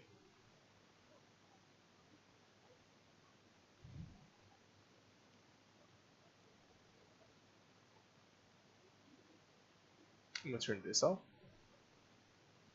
Throw this in here. See if that works.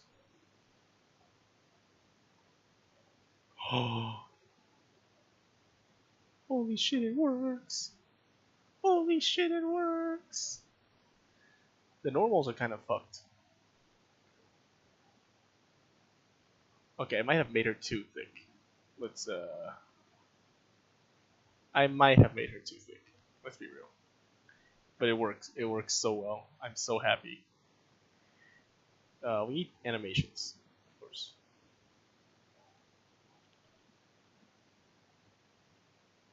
Yeah, we need an animator here.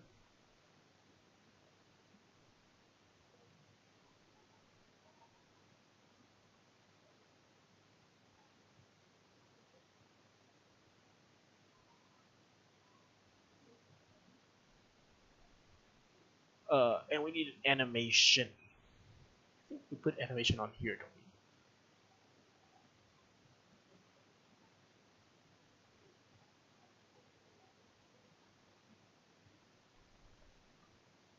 we? You know what? I need to learn more about this, but I'm happy that we got the model to work. We'll probably paint over it eventually. I'll give her the cloak, her jacket. And yeah, I'm happy. This is good. Alright. This is good. We'll fix this, of course. We'll fix all of this in due time. For now, I'm happy that it works. And so first we need to unpack all of our texture, and as you can see, sort each material and connect this base texture node. Time. Okay, so let's fix our materials. Description. It's actually not as hard as I thought. I thought it was way hard. It was actually pretty easy. I like it. That's good. So I recently came across this awesome tutorial on lighting a simple scene in Unity, and I thought I would do the same using the new and improved progressive light mapper. So in this video we'll learn a bunch about lighting and use it to put together this scene. Also, wait, actually.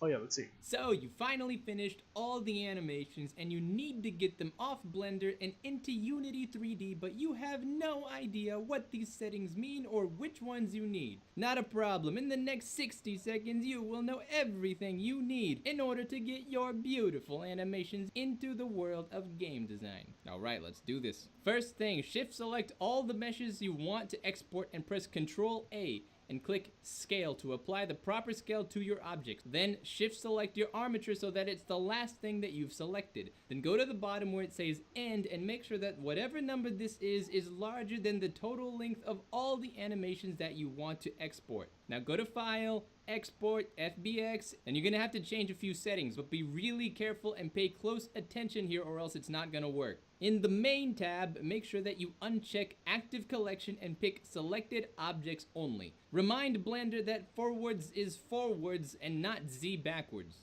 Click Armat and shift-click Mesh. Game developing engines usually have their own cameras and lamps, so don't bring those from Blender. In the Geometry tab, you can apply modifiers if you have them, and in the Armature tab, make sure you uncheck Add Leaf Bones. They're completely useless and waste a lot of space in game design, so make sure they're not checked. In the Animation tab, take off NLA strips, and in my experience, you should also uncheck Force Start and Keying. Select the location you want to export, probably your Unity asset folder, and click Export FBX. You're done.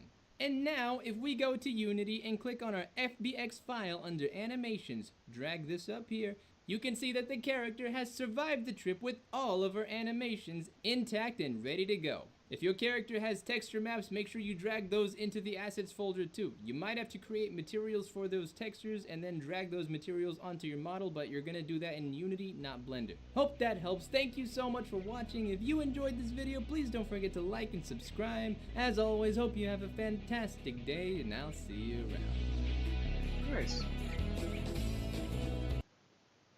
So, you want to animate your character, but you have no idea how. Not a problem. In the next 60 seconds, you will know everything you need to start animating your character. Alright, let's do this. Go to the animation tab and make sure that you check this button. It keys frames automatically, and decide how long you want your animation to be. Scroll up and down on the mouse and middle click to get a better view of the timeline. Scroll up and position the camera to get a good view here. Now in object mode, select your rig and go to pose mode. And then pose your character however you want. Once you are happy with your pose, right click to scrub to the first frame, drag select all the bones and press I and click Lock Rot Scale. Now go to Key and select Copy Frames or Control C. Right click to scrub to the last frame and click Key and select Paste Frames or Control V. Now right click to scrub to the middle and just change the animation a tiny amount. Like drag the whole thing down a bit, move the arms a little bit closer, and rotate the head down a tad. Drag select all the bones, then press I, keyframe, lock rot scale. Now press the space bar. You're done. That is how you create an anime or video game style idle animation. If you want to increase or decrease the total amount of frames, for example, if you want it to be shorter, drag select the frames you want to move and press G. Move them closer and then left click when you're done. And don't forget to change the end frame number to match your new duration. You can also change one frame at a time by left clicking and dragging. If you ever want to make a more advanced idle animation, just drag select all the bones, drag select all the keyframes, Control C, scrub to the end, Control V, and paste to make the animation twice as long. And then change the middle again to something else. I'm just gonna have her look around. Alright, I think we're done. Congratulations, you are now an animator. Hope that helps. Thank you so much for watching. If you enjoyed this video, please don't forget to like and subscribe. Hope you have a fantastic day, and I'll see you around. I'll be right back.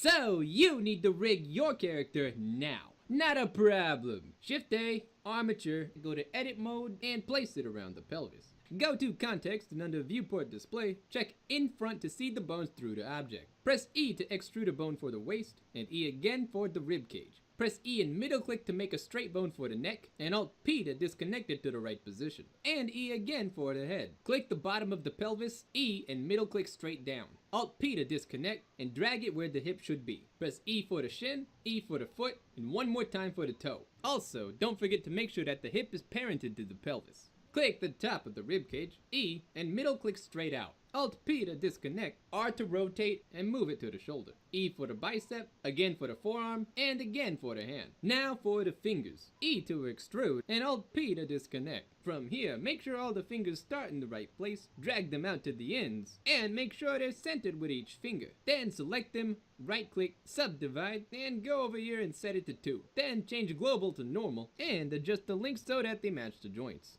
Awesome. Now the last step is to name everything. The way I do it is spine 1, 2, and 3, neck, head, hip, shin, foot, toe, shoulder, bicep, forearm, hand, pinky 1, 2, and 3, index 1, 2, and 3, middle 1, 2, and 3, pointer 1, 2, and 3, and thumb 1, 2, and 3. Then, to make sure that Blender knows if this is the left or right side of the body, select all the leg and hand bones, right click, name, auto name left to right. Then right click, symmetrize, you're done. Hope that helps. If you enjoyed this video, please don't forget to like, subscribe, and ring that bell. Hope you have a fantastic day.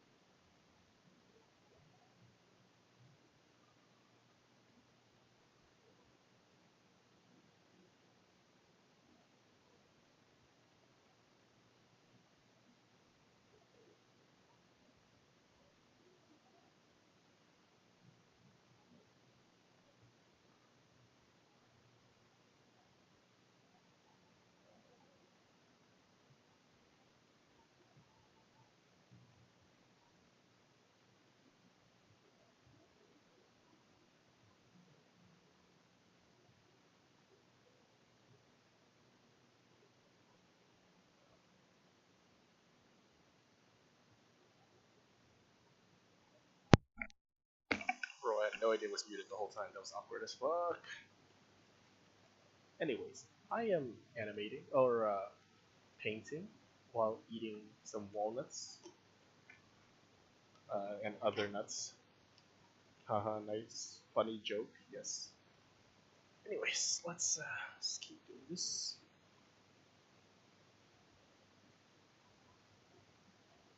I've always had a problem with like making a normal looking human head.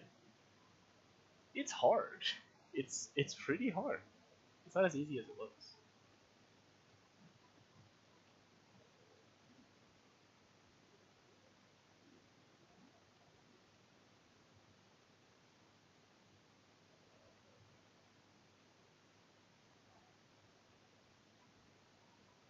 What the fuck?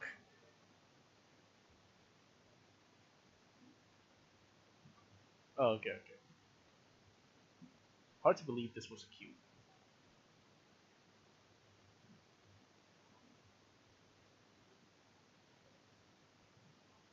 Okay, let's see if I can make this look like a human face at least. Oh, you know what? Subdivide. There we go. Nice.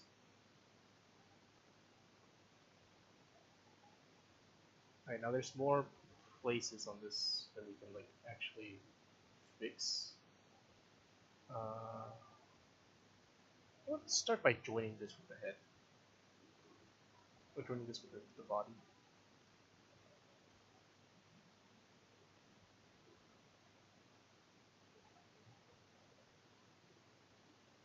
Just the fast computations, yes. Oh, and delete this more. Oh wait, you know what? Before we join them, right?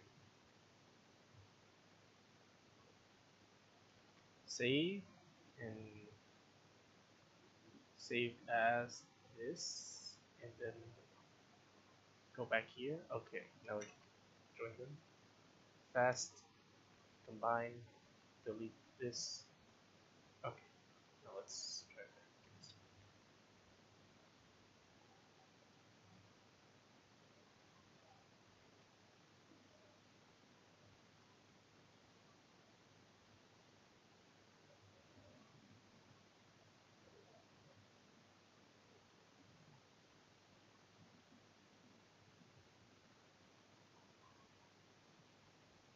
Throw in a couple more polygons here. Okay.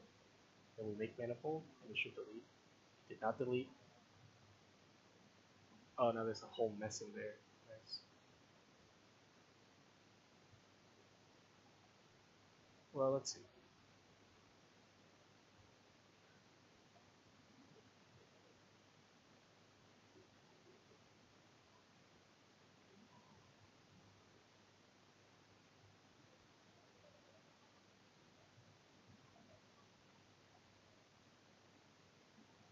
I mean, ideally, I should be able to just merge this in here and hit make manifold. But like, it doesn't like to do that. So I'll have to like manually connect it. Annoying, but can be done, of course. Can be done. Anything can be done if you believe in yourself. And I believe in my expertise. Which is none, but I believe in it. That makes all the difference. Fuck. Okay. It doesn't look like that. You know what?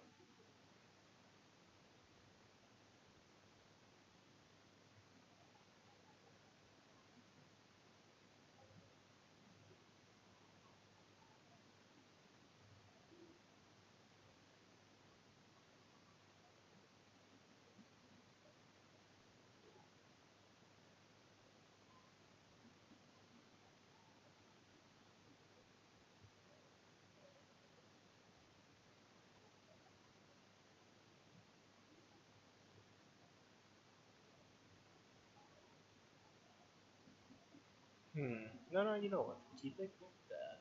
Yeah. I know there's an intersection thing right here somewhere. Rip region.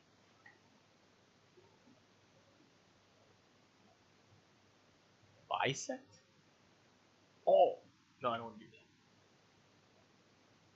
that's a slide. What the fuck does this do? Oh, that's what it does. Okay, I don't want to do that. Shear to sphere.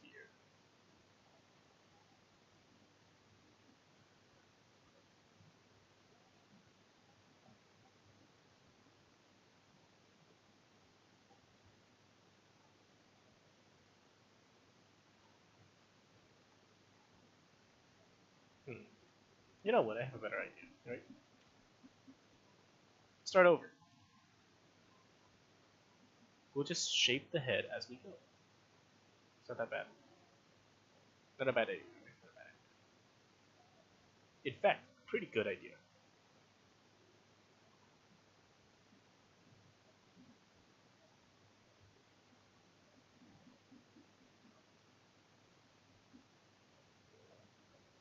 Oh, I am sweating. Why is it so hard? Hard? Hot. It's so fucking hot. I am sweating so much right now. What the hell?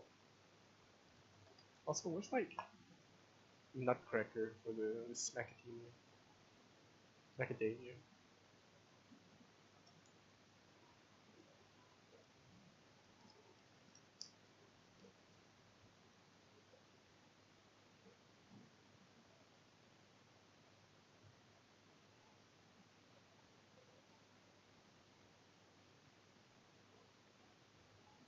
Alright, nutcracking time.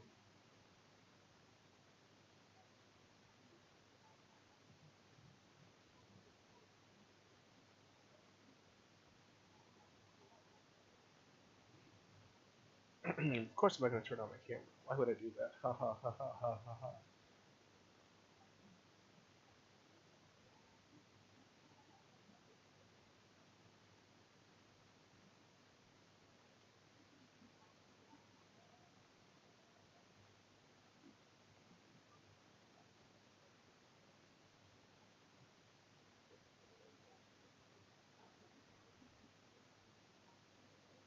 My brother in Christ, I own a pretty good nutcracker. This is actually really good tool. I like this. It's basically a key. Just turn the key and the nut falls out. Wow, it sounds worse every time I say it.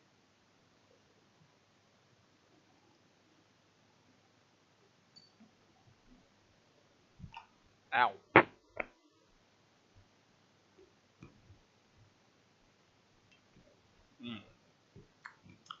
Nuts.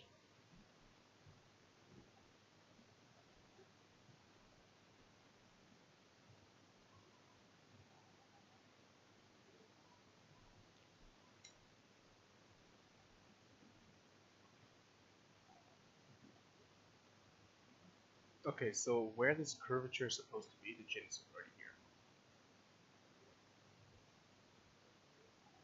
This is where the brainstem is.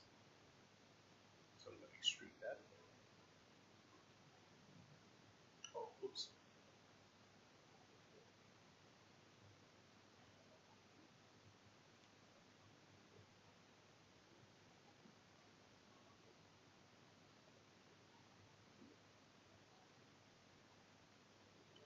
Extrude that. Oh! That is massive. Okay. No, don't sublinear it. How tall is she again? Right, the chin being here is perfect though, so. Oh wait, where would the natural head curve be? Shouldn't it already have started here? Yes, already should have started here.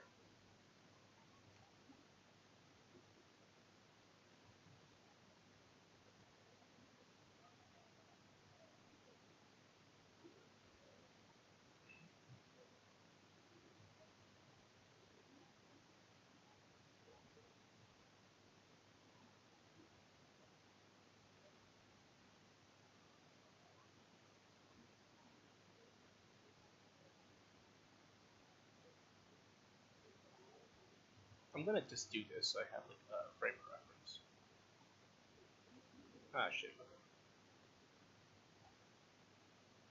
And oh.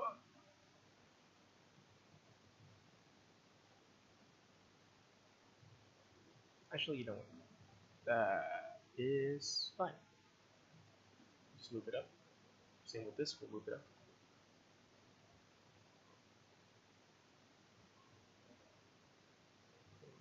No, you know what? Move it up here. Slide it up here. Slide that up here.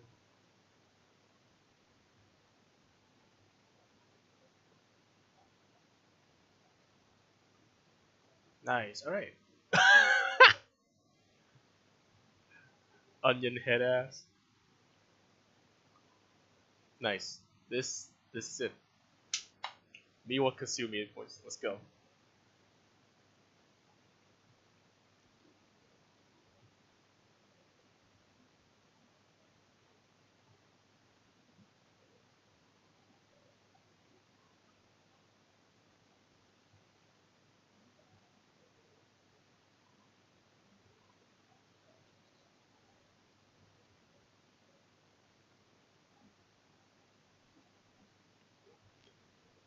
All right.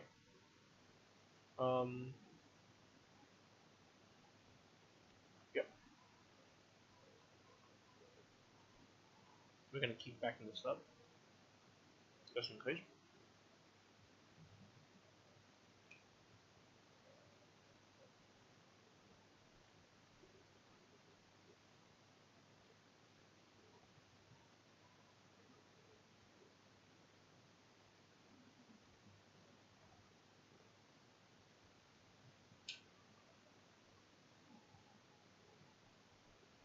Mm-hmm.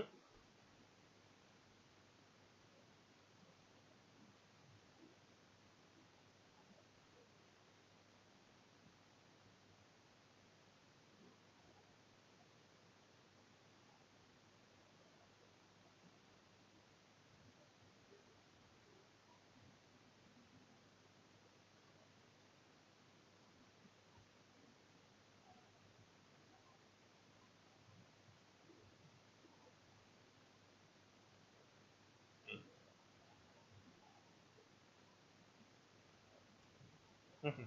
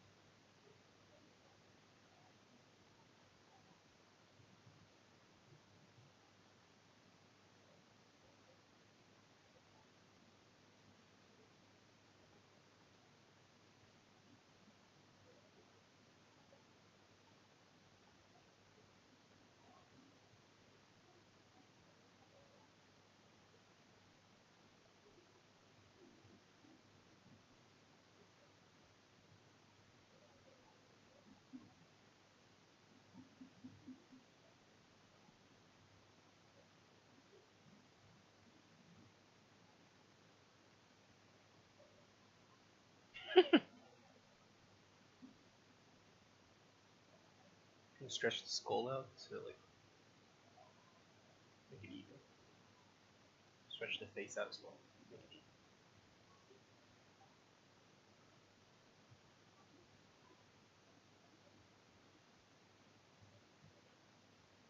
Yeah, we're gonna fold this neck in a little. Because what the fuck? It's well, our necks aren't symmetric. Neck is kind of rectangular, right? That's fine. This is like bulging out too much, so we're gonna cave that back in. Okay, I still want to like at least hold it. I can't tell what the fucking face is. Face it back in. Face it up back. But bring that back in the skull as well. Give it some volume. Same here, but I'll use layer. And a layer here. What in the fuck?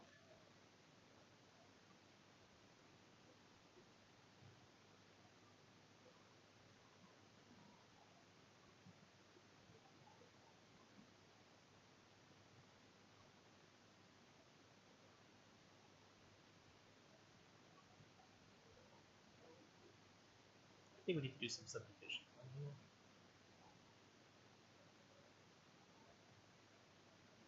Yeah, just so I have more control over what I'm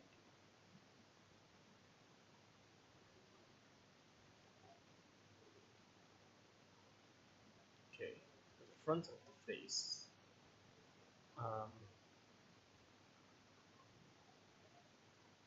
Bro, what is going on? Oh, I know what's going on. Silly me. Here we go. Now it's normal. Yeah, that's why. Makes sense.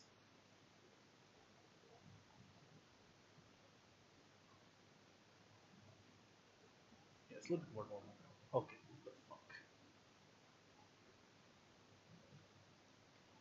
Give me clay strips instead. That's Joshua. Clay strips.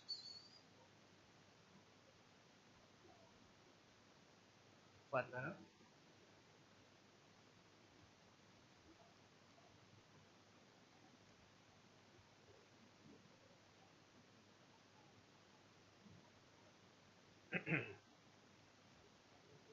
I'm gonna fill up this volume a little. Fill up the front part a little.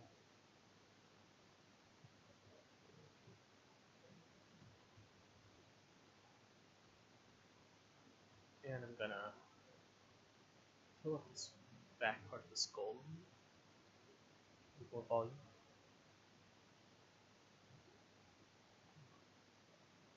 Okay, the top of the head, there's looking nothing here. Yeah.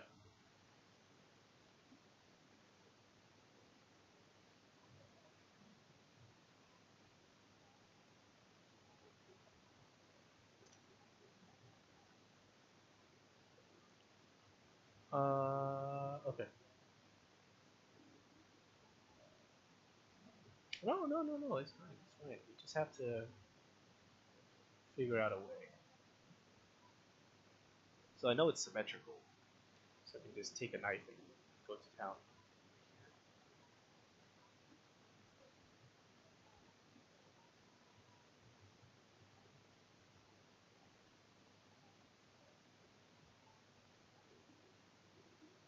Oh! No! Ah! God damn it. Okay. Let's do that again with mouse and keyboard.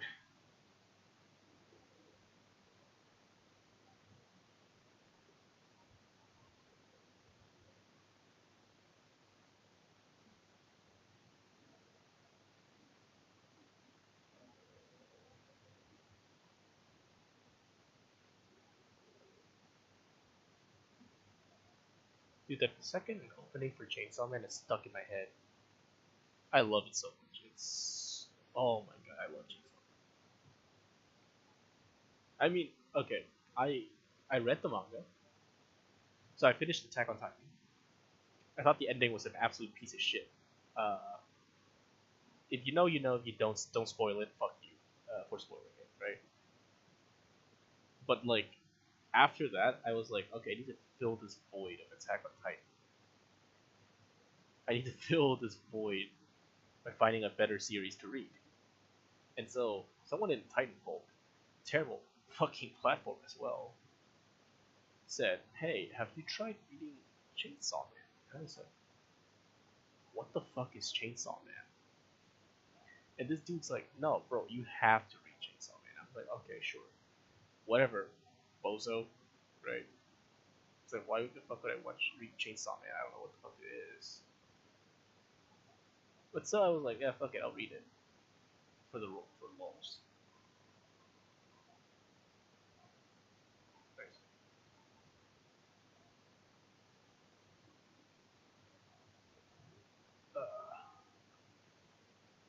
So I read it. Found out that it was literally the best thing ever. It's just obsessed over it. I just got obsessed over Chainsaw Man. And I was like praying every day for like an anime adaptation. And then MAPPA was like, oh, we're gonna kill all of our fucking animation staff because we're making Chainsaw Man. And I was like, rip to the animation staff, like, fuck yeah, Chainsaw Man. And then I got like everyone I know to like read it. It was fucking great, wonderful, amazing series. If you have never read Chainsaw Man, please read Chainsaw Man. Like, what are you doing? Is it the best series ever that will change your life? Probably not. Is it a masterclass in storytelling? Yes, very much so. That's why I'm recommending it. Hard recommending it. It looks good. Holy fuck. Alright, what's wrong here? Are these just like stray points? Shit. Fucking hell. Okay, let's start with this.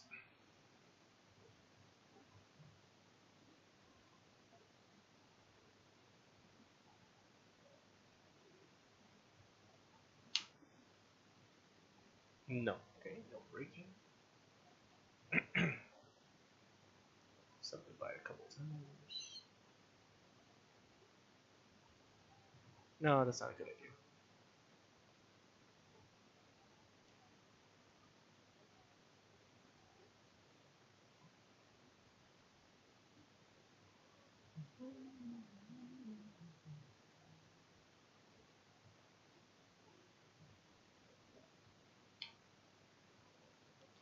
I know, I swear to God, like the new openings for Chainsaw Man is so good. The endings, I don't know. Actually, you know what? If you're on YouTube right now, I don't care if you leave my video or my stream. Just go listen to Zutomayo's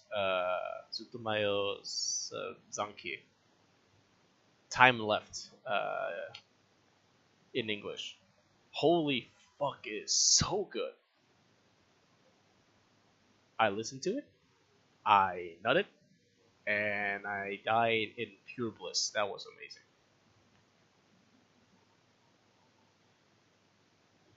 It's a great ending theme. It is such a great ending theme. It's also a banger.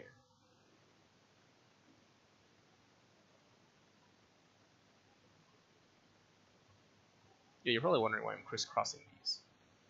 It's so I get more vertices so I can work with.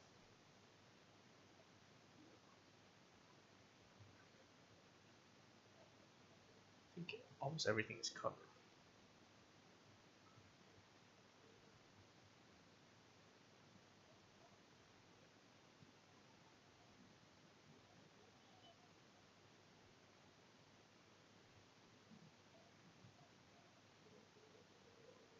Yeah, I've deformed the skull a little while I was molding it, so I have to fix that. Okay, that should work. Well, that should be more than enough. Make manifold. Yes. Okay. Alright, human skulls don't look like that, so let's fix that real quick. Fuck, I disconnected my tablet. Hold on.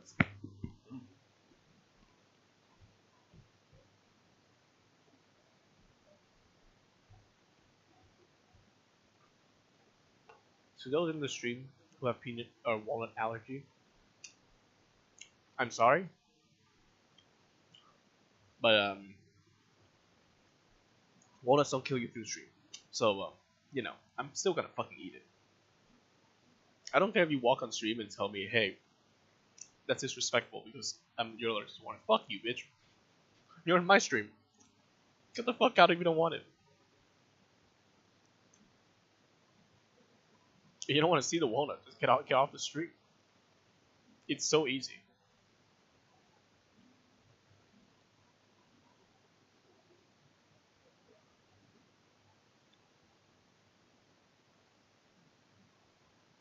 Wait, what the?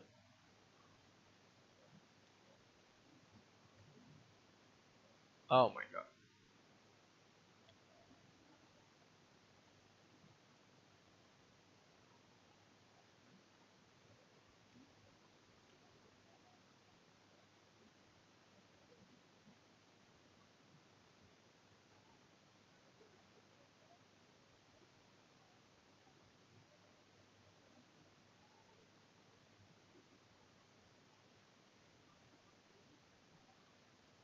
Nice. Alright.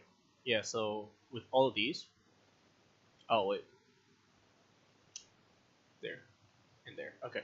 Height. I just want to work on the face. We just hide everything else. Let's put some clay up here to like add some volume.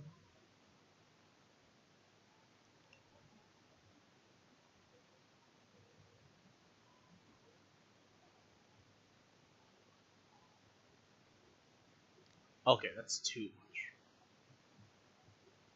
That's just what the fuck?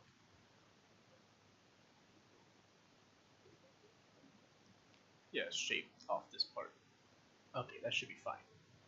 We'll add the hair in later. That's why I'm like saving an extra like small layer so I can throw the hair in when I'm done.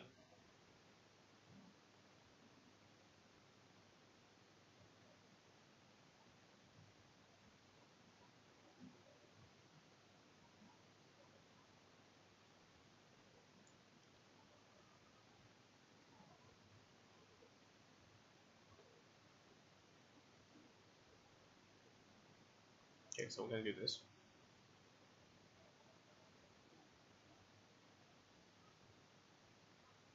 Shave that off. And we're gonna smooth that out. Shave that off a little. Smooth that out. Bro, this feels like plastic surgery. Shave this off. Flatten that out. Hey, it looks more like a face now. Well, as much like a face as it can get, right? It's still like kind of fucked up here.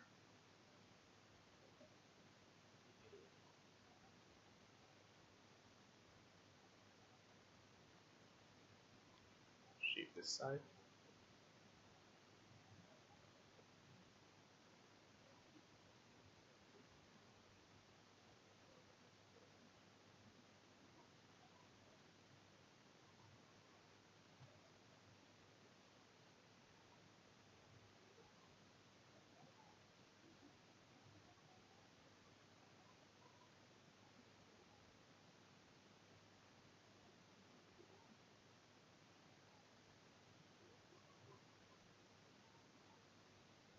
Damn, that's a nice jawline.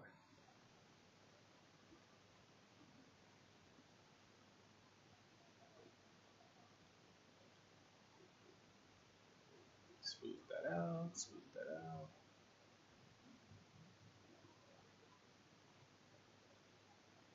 Smooth that out a little.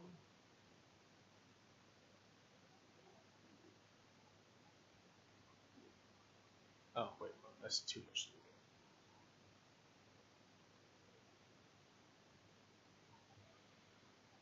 Okay, smooth that out. We're gonna add a little. Oh wait, it's the wrong one. Add a little bit of clay up here.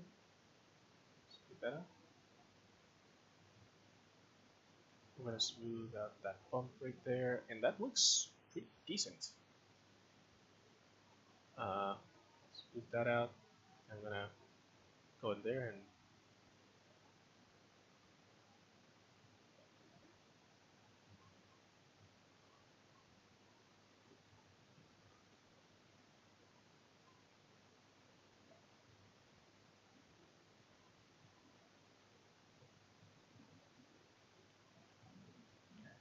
also gonna look up a human skull side view. Oh, there we go. Perfect. Very detailed and scientifically correct human skull. Yes, please give me that.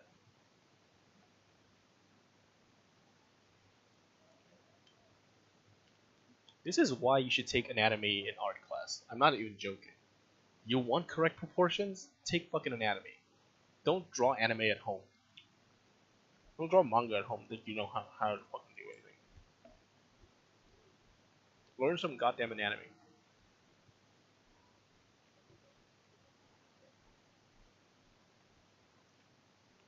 Basically, don't do whatever I'm doing.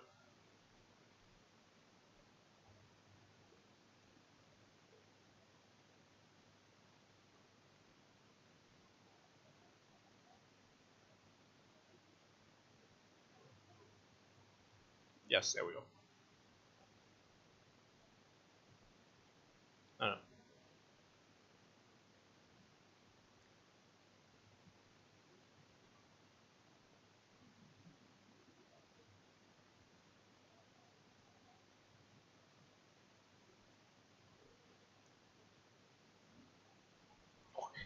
Why does this look like Andrew Tate's fucking head?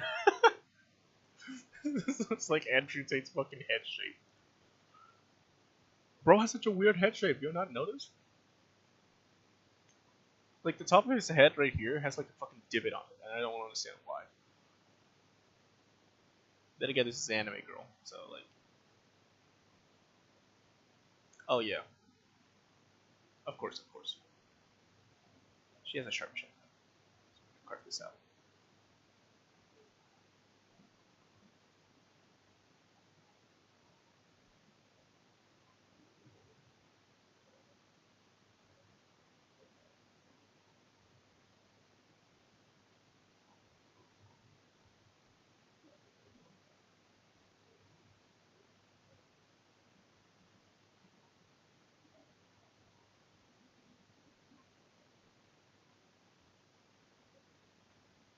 I'm gonna move this up a little.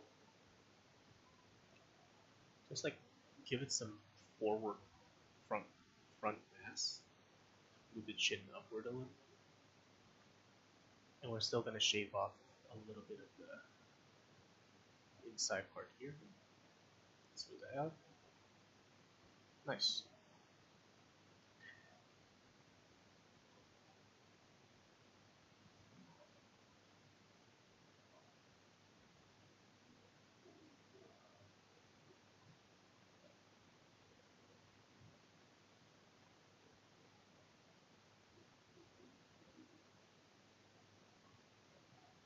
Squeeze that in, squeeze that in, squeeze that up. Pull that out a little.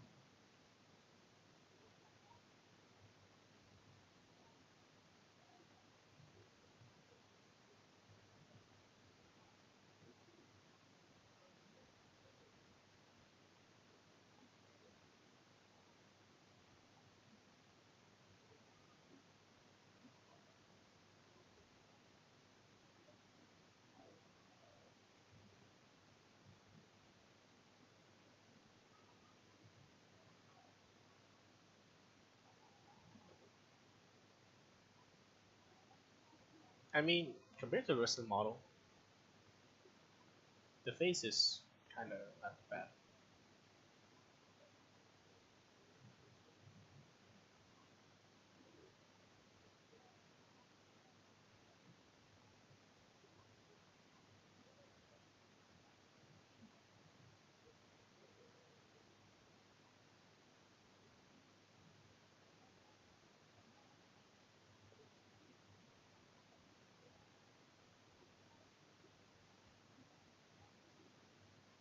Okay, and I can probably throw the hair on top.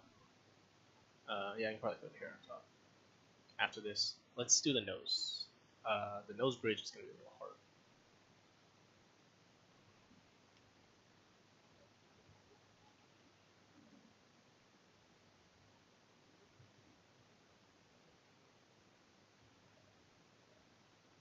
Ah, there we go. That's actually a really good side profile of her. She has a pretty sharp nose. Holy fuck.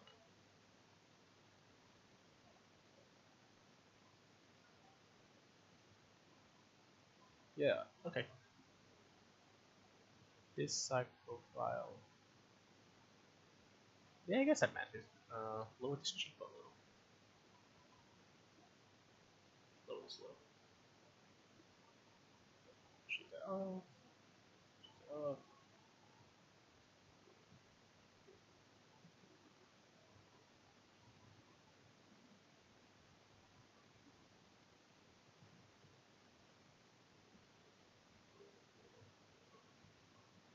Okay.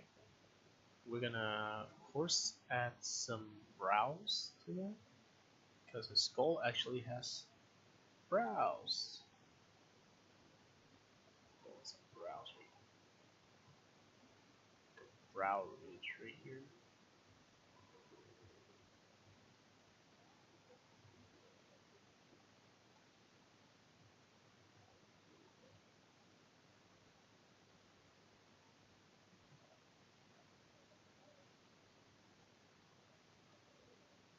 Nice, just like a little bit of bulge.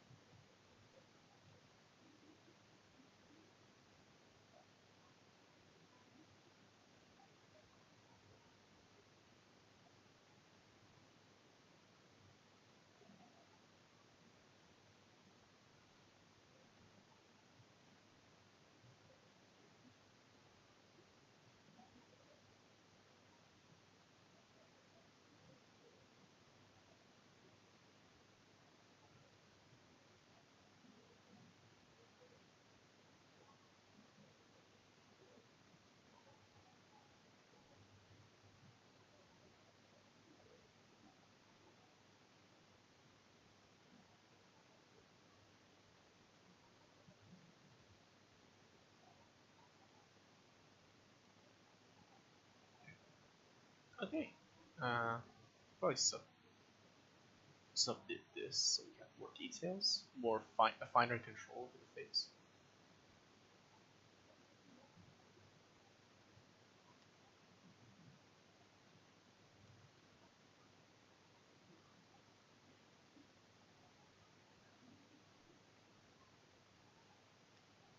Oh wait, her fucking eyes are down there.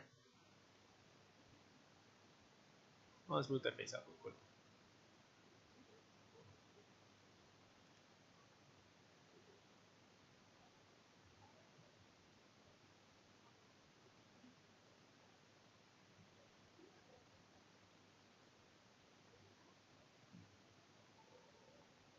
Smooth that out a little. Smooth that out a little. It's like a very gentle smooth. Nice. Well, she is an anime character. Her facial features are kind of collapsed into one spot. Oh wait, no, her eyes would be up there. I was right in the beginning. Yeah, because her chin moved up. So her nose would start up here.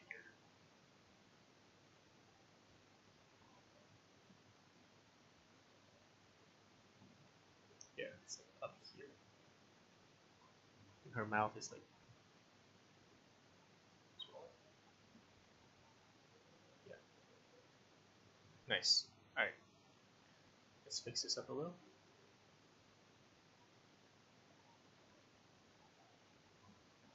Flatten that.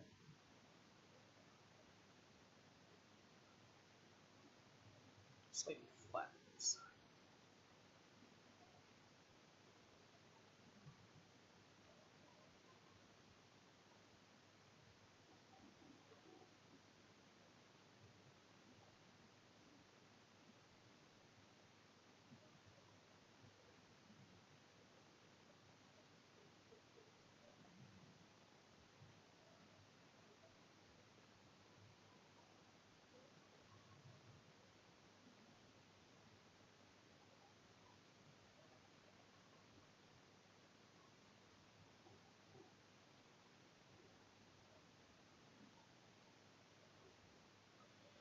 Just use the grab tool. Yeah, grab this part of the nose, just like this tiny bit, and pull it out.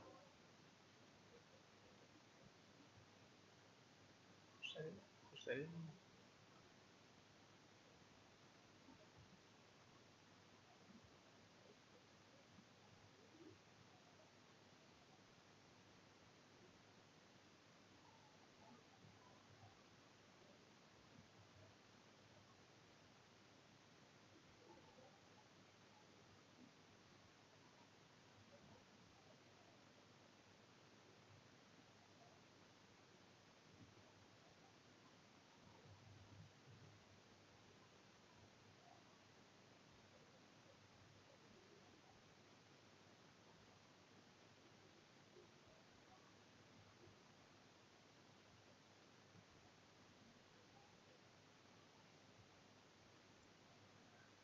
Inflate.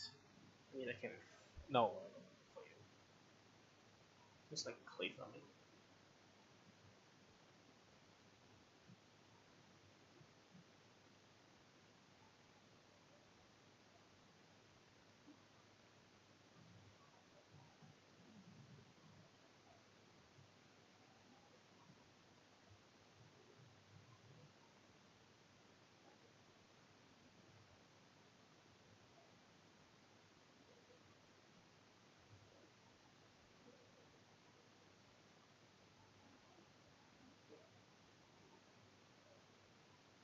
Nice. Alright, I think that works. I guess we can move on to the texture painting if we want. Of course. Save a copy. Just to be sure. Oh, we can't texture paint yet because we forgot a little something. You know, oh, you know, just a little detail that is her fucking clothes.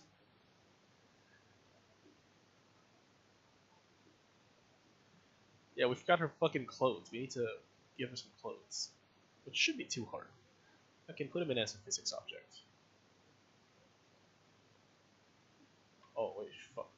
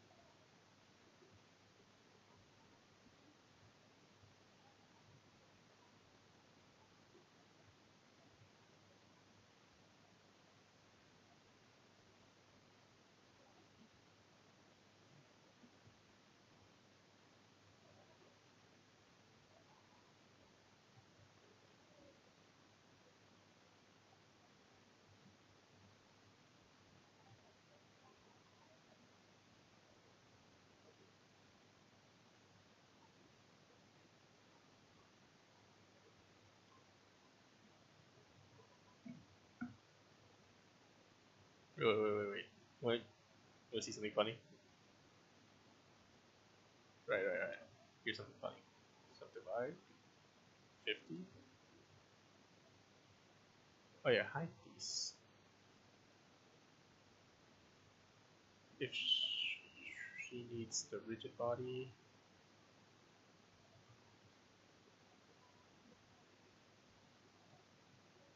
Rigid body, no gravity.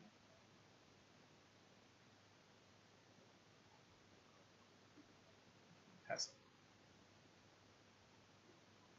this is cloth. Alright. Ah, this needs collision.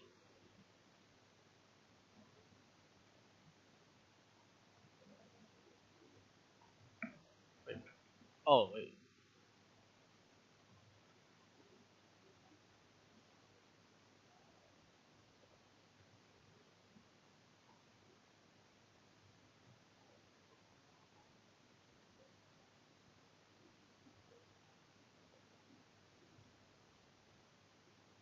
Ooh, ghost. It's I don't know why it's so fucking funny. It's hilarious. Hysterical.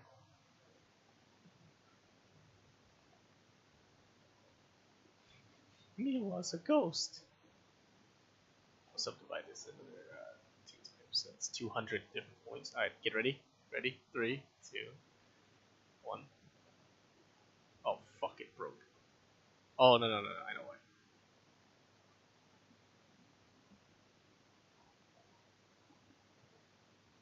There's a thingy here that you can do. Cash, yeah. Do like a 40. This cash. Yeah, bake all dynamics and see what happens. It's so funny. I love doing this whenever I have to do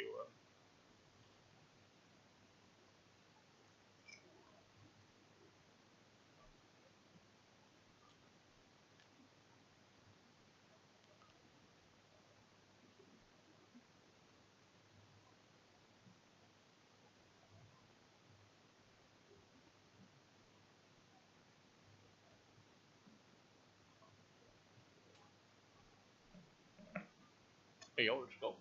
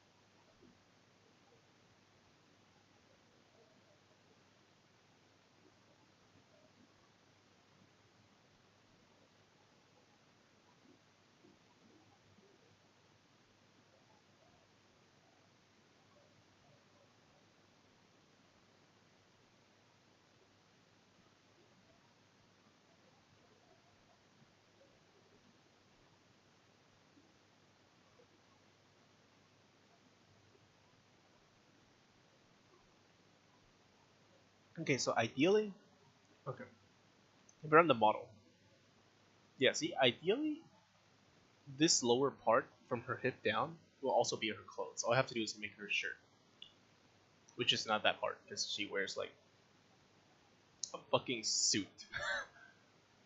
So all I have to do is throw the suit on. You don't have. You even have to make her pants. This is her pants. These are her shoes. It's baked into her fucking like rig. So it's like so easy.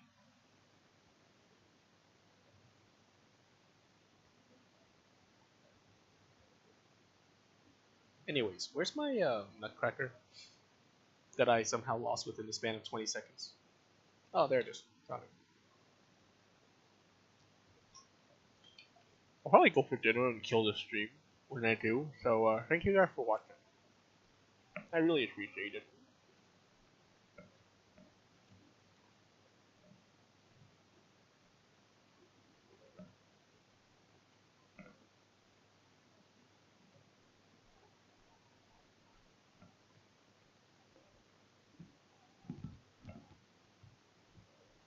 Macadamia.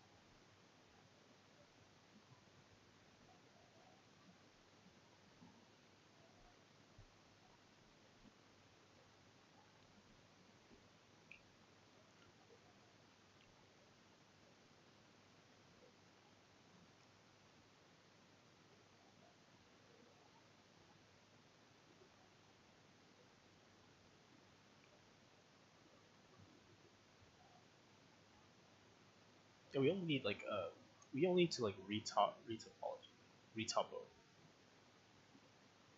Yeah, I have to retopologize. I just need a frame so I can build the clothes from that I don't have to like redo from scratch. Is basically what I'm trying to say.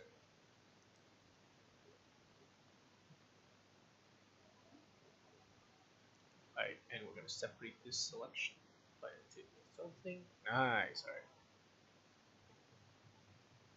Oh yeah.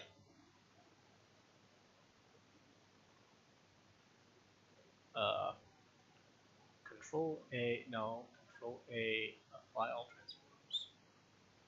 This apply scale. Oh yeah, I forgot. Set origin to geometry. Just scale this up. So it looks like that. I wanted to at least cover her body.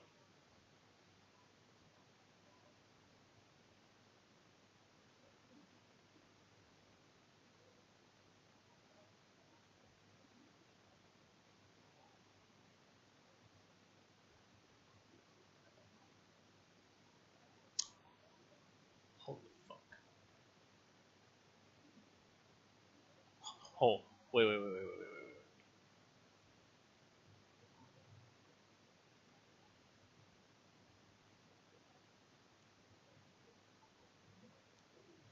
Didn't I duplicate this? Okay, I duplicate this.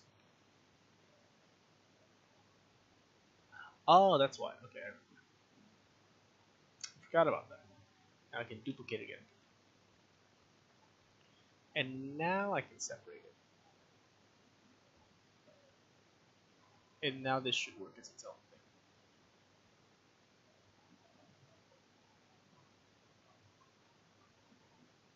And I can just apply all transforms, set origin to geometry, scale this up.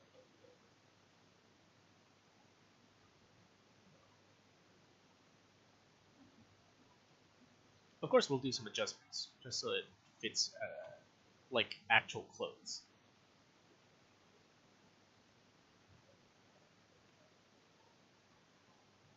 So far, it's looking good.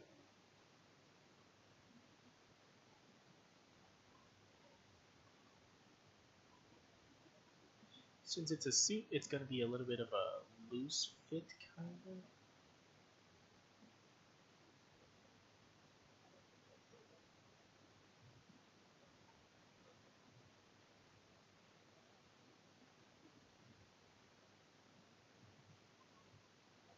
Now, why do I need to do that? I don't need to do that.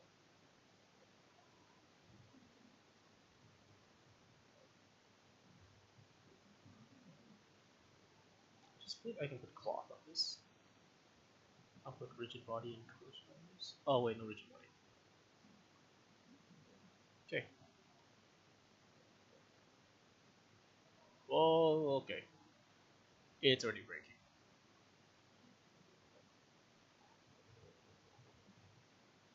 That means we'll have a lot to fix. But I can hide this. Take this in.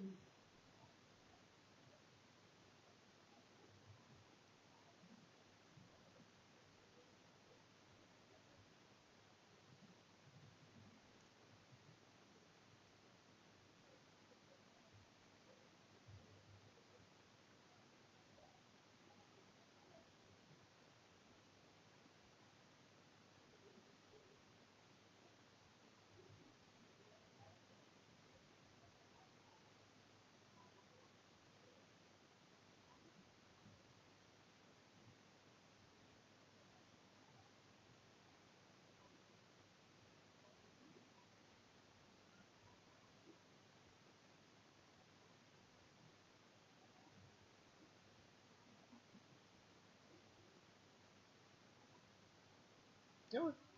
I think that's enough for today. I've been modeling for fucking 6 hours. I should take a break. And so thank you all for coming to the stream. I appreciate it, and I hope to see you next time. Bye-bye.